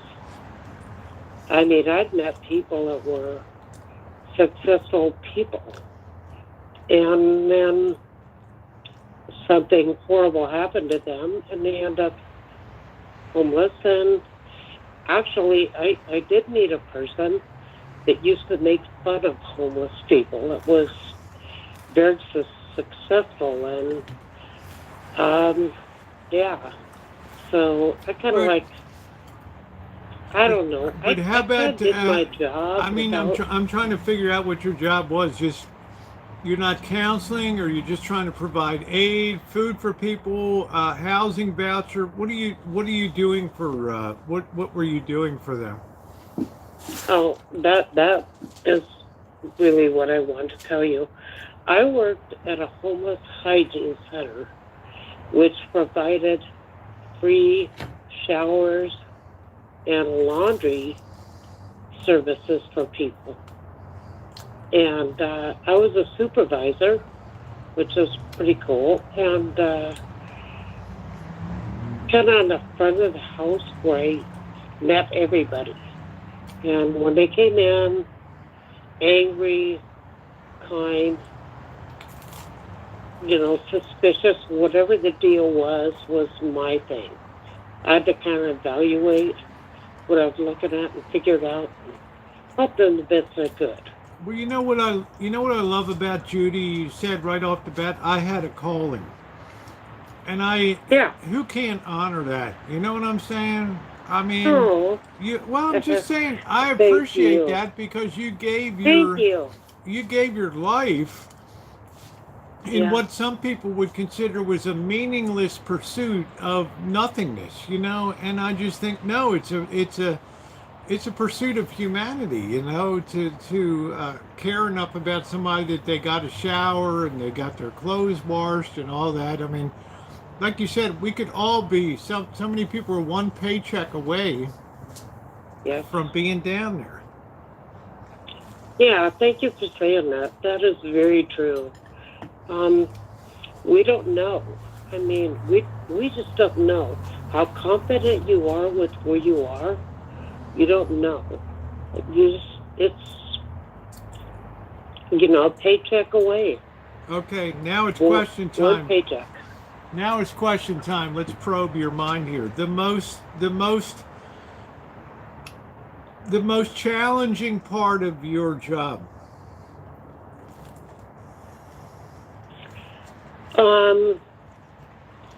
Well. In other words, what frustrated you the most? Yeah, that's okay. So I'm sorry, I had a long day. No, it's fine. I shouldn't I apologize. I shouldn't broadside you with questions, but I'm just wondering. I love you, Rosie. I love everybody. Is it dealing with the misunderstanding of homeless people, or is it dealing with the homeless people? Is it dealing with money? Is it dealing with budgets? I mean, I don't know. Enlighten us a little bit. Well, I think probably the hardest thing is to have somebody come to a door that you don't know, that whatever their deal was about is something you have to evaluate. Is this person, but you have to look at them like their family, like they're like you. You can look down at them or decide to judge. It's not cut out for you. You need to look at them and hear what they need and fulfill that. But you have to be on their level. So what you're saying is it's not a paycheck. Never was for me. Ever. And, so I looked at it and I faced danger head on. You guys, I'm telling you, I could have been killed so many times with that job. But the thing with me is I thought, well, if I have to die, let me die helping people. I mean, that's cool with me. It's almost a saintly approach to things. No, you know what I mean, though. You're putting yourself into the breach. Anything could happen to you. You could have a person that's deranged just take you out, and the average person up on a 35th floor of a beautiful luxury apartment overlooking the Seattle Harbor is not going to be at the same risk you are of what you're doing. Well, and that's a risk I took when I took the job, because I knew I would be responsible for myself, for the people that I needed to help, staff. Are you kidding me? I was out front hoping that everything would be fine. And thank God it worked out well for me. Of course, I'm retired now, and You did a lot of at years. Facebook, 30 years. Tell me your What- thoughts on the homeless situation in Seattle now, because we were there about a year and a half ago. You know, the boss and Janet and I, and we went up and took a road trip up to. I know you did. And I And didn't I really. missed you I by didn't. a few minutes. Yeah, I didn't I see. wanted to meet up with you guys. Well, but we'll have another you chance. you went through a different direction than I did. Tell me your thoughts on the homeless situation now, and after 30 years, what conclusions can you make? I think it's getting much worse. You know, I don't think it's going to end. But I do think that people that want to help have to not have any prejudices.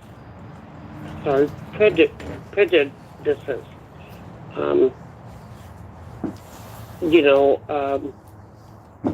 in going into it, you have to really look at one-on-one. Like if somebody, what I did to make it easier is I looked at every person like, is that my brother? Is that my mom? Is that my cousin? Is that somebody I love? And then it kind of works out really well. Did you ever get frustrated? Yes. Like this is just a never-ending. There were probably, now see, in my job, I dealt with 200 people every day with a long line of people waiting to receive a service. And, you know, there was like a lot. I had me and 3 staff people to get through these folks. And, you know, it was really hard, but you have to. Like I said, I'm it's sorry, God. what It's was your God. question? No, I'm just saying it's God's work. I just wondered how often you felt frustrated that it was a never-ending flow, right? Oh, it was never ending, and but what I did was I was able to network with other agencies that were not mine, but others, to go like, do you need housing? Okay, I have this phone number for you to follow through with. You need this or that, or, you know, clothes, or medical, whatever it was. Judy, tell me how drugs have changed the equation over 30 years. Well, drugs now are so much worse than when I did it. So I've been retired for 3 years, and now you've got some new things. In fact, when I worked, I'd have to tell staff people, what the heck is this? I don't reckon. What is this? I just was never a drug person, so I didn't know it. But I relied on other people that held me up to help me do better. It's not about me. It's about a team of people that worked to help others. And Well, you sound like a very selfless person, Judy. You also sound you have a high degree of modesty too. But I don't think a lot of people could do what you do with the patience of the years that you put in. I mean, I think I would feel frustrated as all get out that this is just a never ever ending issue, and you know, I just maybe be tempted to just wash my hands and walk away. well, here's what I have to tell you about that. Is Rosie, I swear to God, you're a Christian, so I'm my right hand on the Bible. One thing that was so wonderful is I've seen success stories come out of this. I've seen people do well, way better than I am now, with more money and more, despite a direction. And somebody that said, hey, I care. That's all it took. And their Facebook friends, I get to hear about stuff they're doing, like, you know, Yeah. I mean, heck, I don't mean, even want to tell you. be proud. You know, I'm proud of you. You know, for No, I that there don't are know. success stories out there, because it's a very daunting. It's a very daunting issue, especially in 2023. I think with the rise of fentanyl, and you see the people I deal with at 7-Eleven, and it's just like, I know. oh, Yeah, I know. I see them, and I saw that behavior so many times. And all I can tell you about homeless people, probably the most simplest thing that I would ever be able to advise is over and over and over and over and over. So many times I heard one thing is don't be afraid to say hello. And you always say hello. oh yes, of course, yep. And that's the most important advice. Yeah, who am I? I'm nobody in life. I mean, who in the heck am I, right? Of course I'm going to say, you know, it's my nature. It's also that I don't know how close to the edge that person might be. And you think I want to be the person that could potentially be the one to put them over the edge and have to live with that? Heck no, you know? Exactly. Yeah. Exactly. And everyone, I don't care who you are, needs validation. We got a helicopter. Needs to realize they have a purpose there, here like you and I are. A guy that has a buck in his pocket or millions. I mean, we're all equal. We are. I love your spirit, Judy. So, thank you. And the best But thing I'll let you now go is, because I'm sure there's other people that need well, to I'm talk just to saying, you. I don't have it's the first chance we've ever had to talk, and I know. it's a chance for me to express my gratitude for the work that you did. Oh, You're never going to be a CEO of a major Fortune 500 company retired, but I'll tell you, when your head hits the pillow at night and you think about the aid and comfort that you immediately brought to people in the world, I happen to think it's a beautiful thing, you know. So, well, I appreciate that. But so here's what I want to tell you is I did what I was supposed to do. I was supposed to help people. That's nothing good. That's what everyone should do. well, Why is that important? That's not a crown on my head or anything. It's because Judy, what it's 20, everyone it's should be 2020, doing. because it's 2023, honey. You know, it's a Okay. doggy. Well, It's I a, love you, Rosie. all right, girl. And I love everybody here. And We when you love see you. me, no, I do care. We love you, and when you're not here, we know it. So, all Aw, thank you. right, You babe. you bless me, Rosie. You make bless me happy. You bless the I'll let you know world. I love you. I love you. You bless the world, honey, and that's a lot. That's a lot more important. No, I'm not much. But... You are, honey. You take care, okay? Okay, thank you. Bye. What a beautiful person, huh? Selfless and giving. That's a person I really look up to in life. You can do that for 30 years, and I say you can. Your head hits the pillow at night. You can have a sense that you brought dignity and pride to the lowest, the low of the low, and that's what we're taught. That's what ethics is all about. It takes a special soul to do that work. Exactly. So am I, am I appreciative of people like Judy? Absolutely. Oh, shut up. That's what ethics is. Hello. Yeah. How you doing? Yeah, how you doing? Fine. Who's this? Yeah. K9 5760. I'm just talking about, I want to get that. What do you call it? Walnut. The what? Walnut? almond. Yeah. Nut. Cheers. Walnut. Cheers, K9. Walnut, almond.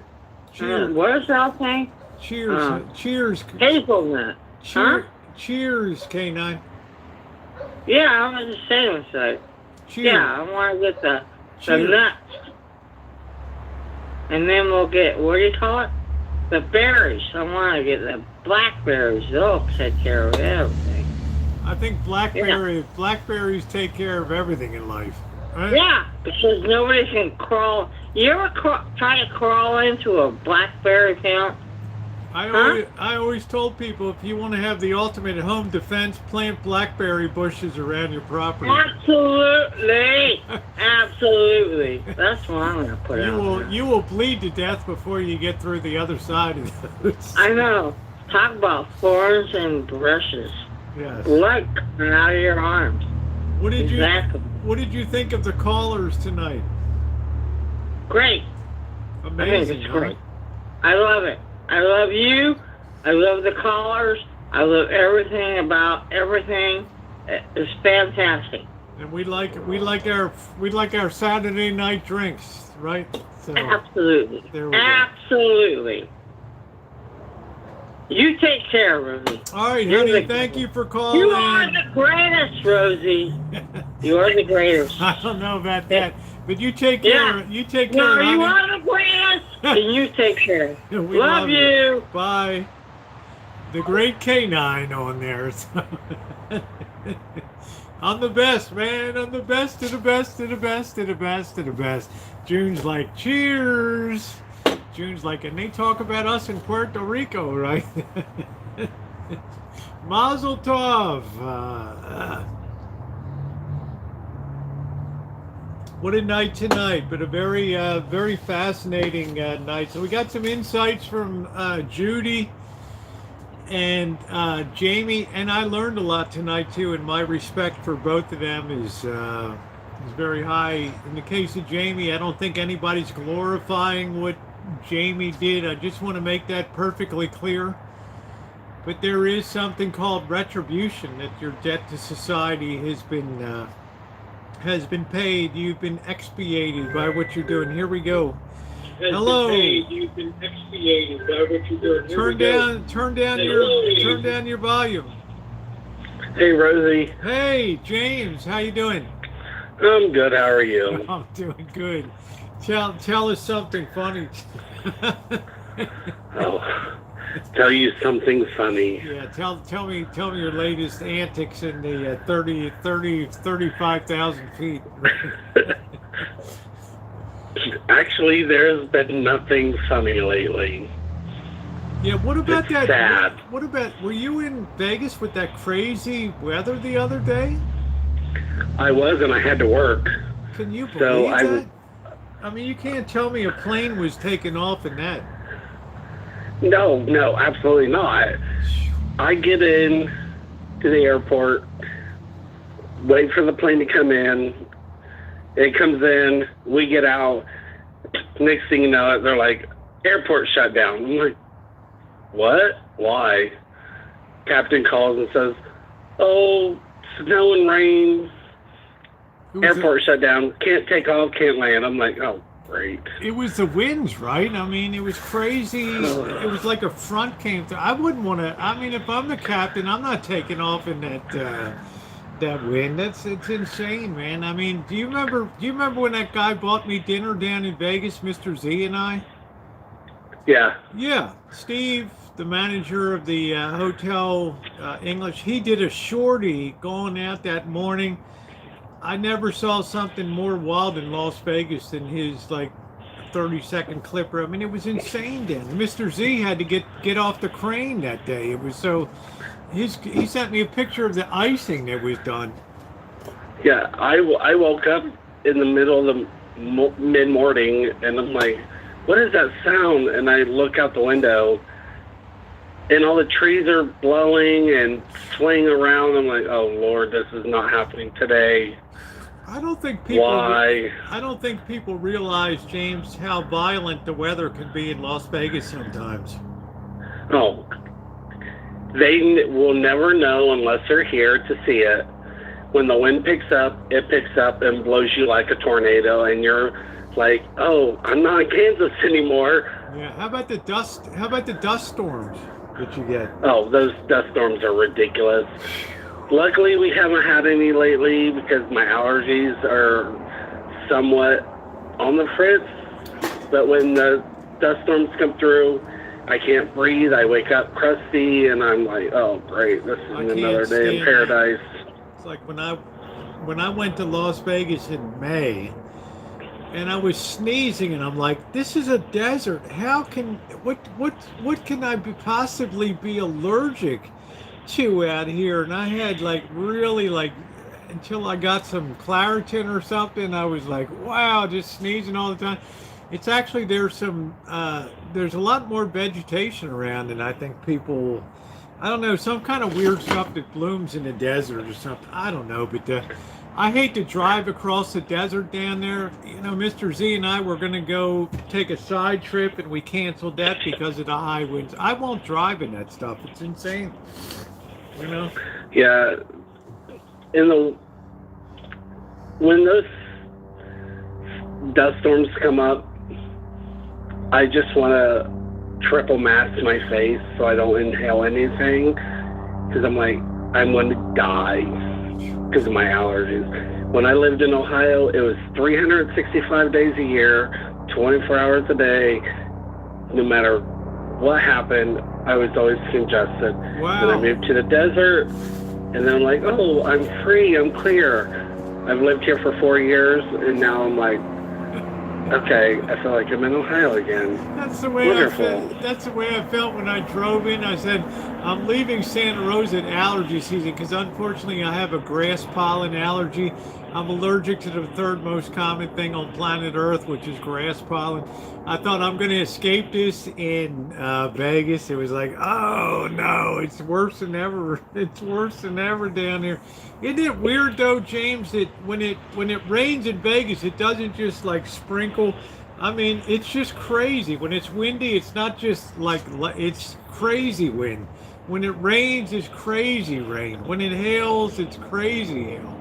It's like so. It is. It's so exaggerated down there, right? Nothing is simple here. When it rains, it literally pours. When it snows, it's a blizzard. When the wind picks up, you might as well be in a hurricane. He's exactly true. I mean, you have flooding on the streets, and it's almost like you expect to see Noah's Ark come up Las Vegas Boulevard or something. It's insane down there, but the wind is the hardest thing for me to cope with because it really affects the plans when you don't think about the wind in Las Vegas, but let me tell you, when that wind is blowing, especially in December, January, you talk about cutting you like a knife down there, forget about it, right? Yeah, exactly. Like, I love when we're coming in to land in Vegas, and I'm sitting in my jump seat, and people are like, is it normally this turbulent coming into Vegas? I'm like, this is nothing. Wait till summer, and then you're going to be bumped around, twisted around, swooped up, and this, that, and everything, and you're going to look like you've been on a roller coaster for the last 5 hours, and it's only going to take you 5 minutes to get on the ground. Yeah, this is a light day in Vegas for for coming in. But I have to say one thing. Well, I'm not going to tell you, but is Vegas pretty efficient for the number of people that they move in and out of there? What was that? What do you think about the efficiency of Las Vegas Airport, considering the number of people that they move out of there and stuff? It could be better. Right now, you can walk into the airport and it'll say, oh, you're going out of gate Alpha 21. And then they're going to be like, oh, actually, you're going to Alpha 18. Oh, no, actually, you're going out of Alpha 17. Oh, wait, no, you're going out of Alpha 25. So whatever. They'll move your gate around. They move the gate around and they don't change anything because in Las Vegas, the airport doesn't control the computers and the boards. The county does. Wow. So when you call the county like, hey, we need you to update this, it takes them 5 hours to do it, and by that time, everybody's already twisted and combobulated around. They don't know where their left foot is and their right foot is. Why wouldn't the airport control the annunciator boards and the gates? I don't understand that. Because it's all ran by the county commissioners. Man, so Clark County commissioners run all that stuff then? Yeah. So the elevator that I would have to take from the gate area down to the tarmac to go to our crew room, whenever it's out of service, we have to call the county commissioner's office and say, hey, our elevator is out of service. We need you to come fix it. And then 6 days later, they come in and fix it. Tell me what a crew room would be like. Oh, our crew room is basic. It's a basic person room. You walk in, it's got a futon, 2 recliners, a small table, and 3 computers where you can log in and do whatever you need to do. If you need to get a new iPad, there's a tower there where you can call our IT people and say, hey, I need an iPad, and they'll open one of them. You take one out, you put your old one in, call it a day. So it's not to be confused with an American Airlines lounge. Oh no, we're not that bougie. I've enjoyed. We're ultra low cost, honey. Yeah, we're ultra low cost, honey. We don't have nothing like that. I mean, I'm going to be honest. I've enjoyed my lounges on the company dime. They've been pretty good over the years and stuff. Pretty amazing. Well, I'm glad you have, because I haven't. You got to travel on an expense account with an American Express card. The world is your oyster, James. Going there with buns and sausage and eggs and bacon and orange juice and champagne and stuff. Ooh, the good old days, let me tell you. Ooh. I don't need all that. I just need a comfortable seat, no kids, and a cocktail. 30 minutes in, I'm like sleeping away, calling it a day. So what's an airport that everybody else should model their airports after? I don't know. Is there one that you say is just particularly good or well run? Like the Mexico City airport, you literally had to walk a mile to your gate. It was so huge. Well, I've heard from other people that LAX is awful. Salt Lake City is awful. At least with McCarran or Harry Reid or whatever you want to call it in Vegas now, it's simple. You walk in, you go to the A gates, and they're right there. Yeah, but it's terrible. Everything. If you fly Southwest, though, oh my Lord, you talk about. Oh my God, Southwest, you're going either to the B gates, the C gates, or the D gates, and you gotta walk 5,000 miles and then some, and then at that point you're like, I don't even want to go anywhere. Yeah, and it's like if you get there at 9 a.m. at 3 p.m. on a Sunday afternoon, and there's the lines out the door for security, and oh my goodness, it's insane down there. Right, and yes, Cheryl, Allegiant does not fly to bougie airports. We're not good like that. I don't know. Unless you're in LAX. I flew out of LAX in November. I thought, I flew on. I guess I was on Alaska Air from LAX to Santa Rosa. That was pretty good. I didn't have but I'm a what the heck did they call it? A TSA approved, pre-approved. So I just bypass a lot of the stuff that the other people. Oh, you're pre-check. You're pre-check. I'm pre-check, yeah. So I would just whisk right through and pass. So when I go through security, I don't have to go through what everybody else has to go through. I go through something called known crew member, and I just scan my badge and whatever, and they'll say, hey, you're good to go, and I just walk right through, and I don't have to worry about it. Then there's the days where they're like, oh, you've been randomed. Oh, wow. Which means you have to go through TSA. But lucky for me, I get to cut through everybody, and including pre-check people, and then go in front of them, and then they scan my bags or whatever, and they don't ever take anything out because I'm in uniform because I'm working. So I can have a full-size bottle of shampoo or whatever in my bag, and they're like, okay, you're in uniform, whatever. We're not going to take it from you. Wow. But then you get those people that are like, what makes you think you're so good to cut in front of me? Hello, honey, I'm crew. That plane doesn't leave without me, so you might as well just shut up and back up and get out of my way. And you'll be on my flight, and I want to take good care of you today, so I need to have I need to have a good attitude. And that actually happened to me not too long ago. I got randomed, and I went through pre-check, and this lady looked at me and said, why are you cutting in front of me? And I was like, well, ma'am, I'm crew, so I get privileges to where I can cut in front of everybody to make it to the gate on time. She's like, where are you going? And I told her whatever city it was. She's like, oh, that's where I'm going. I was like, oh, great. I'll see you on the plane. Pilots can be checked too, right? Yeah, anybody can get checked. Yeah.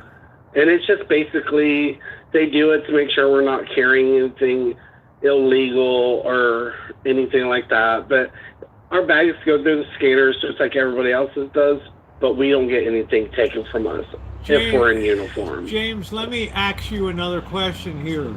And I think I asked you this before, but I think I forgot the answer.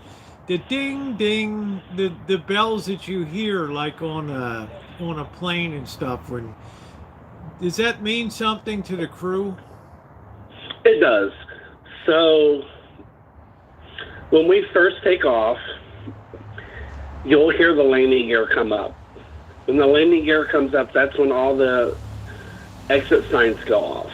That's just saying we're in the air, whatever. That's the sterile flight deck time, which we're not allowed to communicate with the flight deck whatsoever unless it's an emergency. And then about 5 minutes later, you'll hear, on our planes at least, you'll hear 4 chimes, and that's basically telling the flight attendants, we've reached 10,000 feet, you can get up and move around the cabin to do your in-flight service. Then after that, but that's not you'll hear another one. That's not for the passengers, that's for the flight attendants, right? Yes, that's the seatbelt sign's still on because we're still cruising to our altitude. Right. To where we can safely be level to where passengers can be up and about the cabin, which they never listen to, and they're always up and about the cabin anyway. And then after that, you'll hear another chime where the seatbelt sign comes off, and then the captain will come on and say, we've reached our cruising altitude, you're free to move about the cabin. And then when we're coming down to our descent at 10,000 feet, you'll hear another 4 chimes, and that tells us, hey, we've begun our initial descent into whatever city to prepare the cabin for arrival. Okay, and that's when they pick up, ladies and gentlemen, we're on our approach to Salt Lake. Please put your trays up, your seats in an upright position, put your seat belts on, blah blah blah, and all that. Seats in their upright position? We don't have that. Man, we always, your seats are always, that's it. Yeah, they're always upright. What was I thinking? Yeah. Right, what were you thinking? So usually it's like, I'll say, ladies and gentlemen, we've begun our initial descent into the Las Vegas area. At this time, we request that all passengers remain seated with their seatbelts on, tray tables up in their upright locked position, all carry-on is properly stowed, blah, blah, blah. Now, what if a passenger says, I want to speak to the captain? Is that ever possible? It is possible, but it's very, very hard. Because the captain can come out and say, I'm not coming out and talk to anybody unless it's an emergency or something dire. Okay. Because there's protocols for us to do to get the captain or anybody from the flight deck to come out. and they can only come out for just a few small seconds, then they have to be back in there. Yeah, and it's like I said, the captain's word is law. He is the ultimate authority on that. On that definitely. jet, I mean, his word is law. So if you think you're going to argue with the captain, that's what James is going to arrange for some guys to meet you on the ground when you get down there. My best friends are Leos, or fans. That's it. They're great people. So you're gonna have a lot of difficulty when you get down. You have people that. Here's another good one on the air. You have people complain about the good old days. Oh, when I used to fly, it wasn't like this. All the time. We had drinks and everybody was nice, and we had our choice of snacks. And now it's like they toss you a bag of peanuts and all this kind of stuff. The good old days, folks. I still get people that come on the plane now that are like, they'll look at me and they'll look down at their bag and then look at me and then look at the overhead bin, and I'm like, what are you waiting for? what do you want me to do? And they're like, oh, I need you to put my bag in the overhead bin. And I'm like, well, that ain't gonna happen. You pack it, you slack it, so put it up in the overhead bin. Oh, that's good. Cheryl says the cockpit is locked from the inside, correct? It is. Okay. I can get into the cockpit from the plane, but I have to put in a passcode, which you never, ever, ever want to do. But yes, once you shut the cockpit door, it's locked from the outside, and it can only be unlocked from the inside unless you put that PIN code in. And luckily, to this day, after 4 years, I've never had to use that PIN code. Wow. And I never want to use it. Is the captain armed? Some are. Okay. Some are. Some of our captains are known as the FFDO, which is a flight deck officer on duty, I believe what it's called. I don't know. So they're armed. They're armed captains, and they have to let us know every time that they are. So they probably have to go through some special licensing and training. Every year, they have to go through special training, recurrent training. They have to pay their fines and fees and all that stuff every year. Yeah, because if somebody's going nuts and threatening the safety of a plane, and it gets to a point where I'm the captain and I judge that we're in peril of losing this airship, I'm sorry, dude, you're going down. You're going out. Yeah. Just the other day, I was flying to, where was it? McAllen, Texas, and we had 3 Leos on board. One of them was armed. That makes me feel good, but also makes me feel like kind of like scared, like what's going to happen. I'd be nervous, like, do we got something special going on board or something, like. Well, it's not really with McAllen, Texas, because it's right there on the U.S.-Mexico border. So we have them a lot. So they fly in and out all the time with us. Okay. But it's still kind of like, oh Lord, it's kind of. Are they expecting something to happen? Yeah, that's what we go through in my mind. Are we gonna have an interesting flight today here, or whatever, or something like air? What do they call that? Air marshals. No, what was that movie called? Con Air or whatever. Con Air, yeah. Which I really enjoyed that movie anyway, but. I did too, but ever since I started doing this job, I've never watched that movie. Yeah. Because I'm like, I don't want to see that stuff. I'm like, what if that ever happens to me? Yeah, but what do you think, James? Think of that, the stories you could tell people. Yeah, that was my Con Air flight there. People, the other flight attendants be like, wow, dude, you're a legend. You lived through that. Yeah. Yeah. I mean, I love my job, but it's the easiest job ever. You get up, you get on the plane, you do your safety demo. Hey, SEAL. You sit down, you get up, you do service, you do trash, and then the rest of it, you sit down on your butt and do nothing, and you make good money to do it. It's like, Well, the I don't easiest know. job ever. I'm not gonna sell you short like that, James. You have to be a little courteous to people. If people are nice, you don't mind helping them or doing this or that. I mean, I don't know. I think you provided an excellent. I think you're selling yourself short on what other people see you guys doing on there. And yes, Janet, you can have the whole can of soda for $3. Oh man!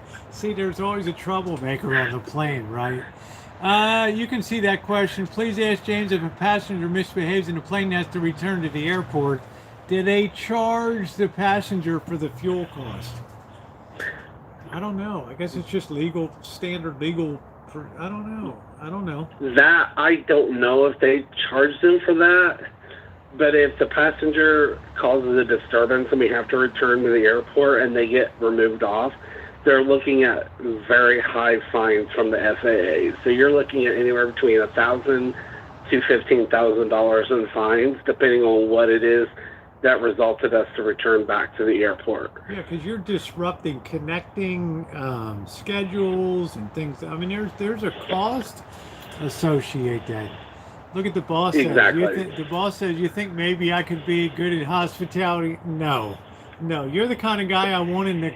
You're the kind of guy I want in the control tower, boss. Not in a plane. Okay.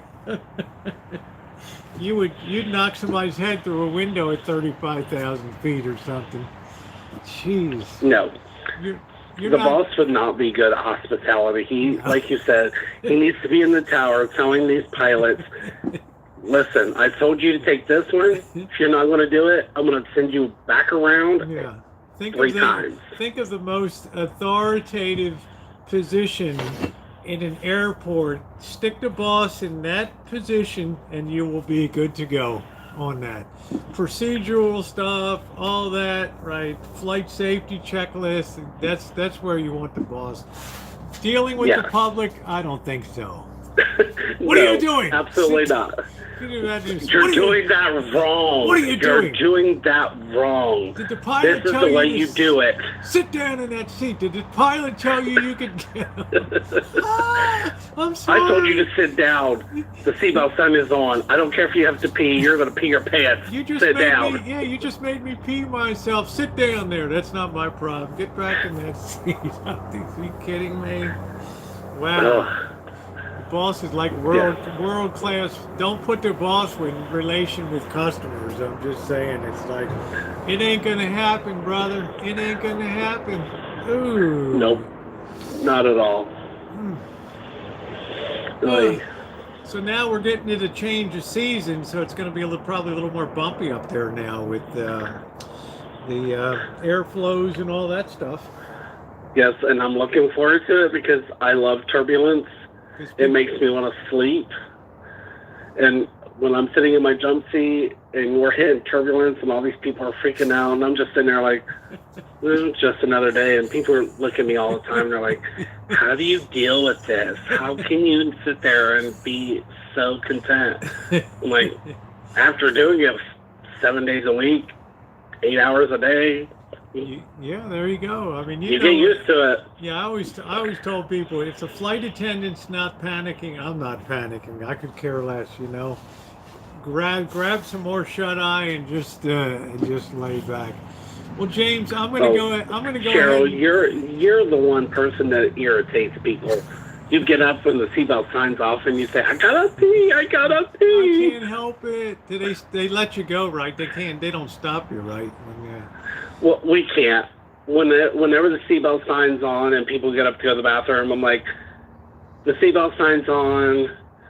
I can't give you permission to go to the bathroom, but I also can't tell you no. Just use your best discretion. Yeah, and you're on your own, right? If you get bounced around, we have no liability for that, right? So. Exactly, and that's what some people say. If you get up when the seatbelt sign's on and we hit turbulence and you get injured, that's it. That's all on you. You can't say anything to us because the seatbelt sign is on. That's it. Well, James, I'm going to get going. I'm going to be closing down tonight. You're always a fascinating and such a well-spoken person to talk to, and we love you on the chat here. Just a fascinating person. I'm still looking forward to meeting you in Vegas and having to, breaking bread or something. So, all right, Yes, good to Laura. talk to you tonight. We'll do that sometime soon. All right, babe. All right, bye. What a guy, huh? All right, guys, 4 hours and 6 minutes. I think. What did you think? Thumbs up. Great night tonight. Interesting conversation. Call-in night once a week, I think, is a beautiful thing. When is Jody going to call in? I don't know. Patricia, good night to you. Thank you for your service. And to my moderators, thank you tonight to those who called in. Judy, God love you for what you did. Jamie, right, you made it through the storm. Okay, and James, keep on flying. And I will see you guys tomorrow. I'm going to be making some rye bread. I'm going to take it very easy tomorrow. A quality thumbs up for me. You don't get them from Janet Austin. All right, guys, take care. And Janet, you ought to be ashamed of yourself. All right, guys, take care.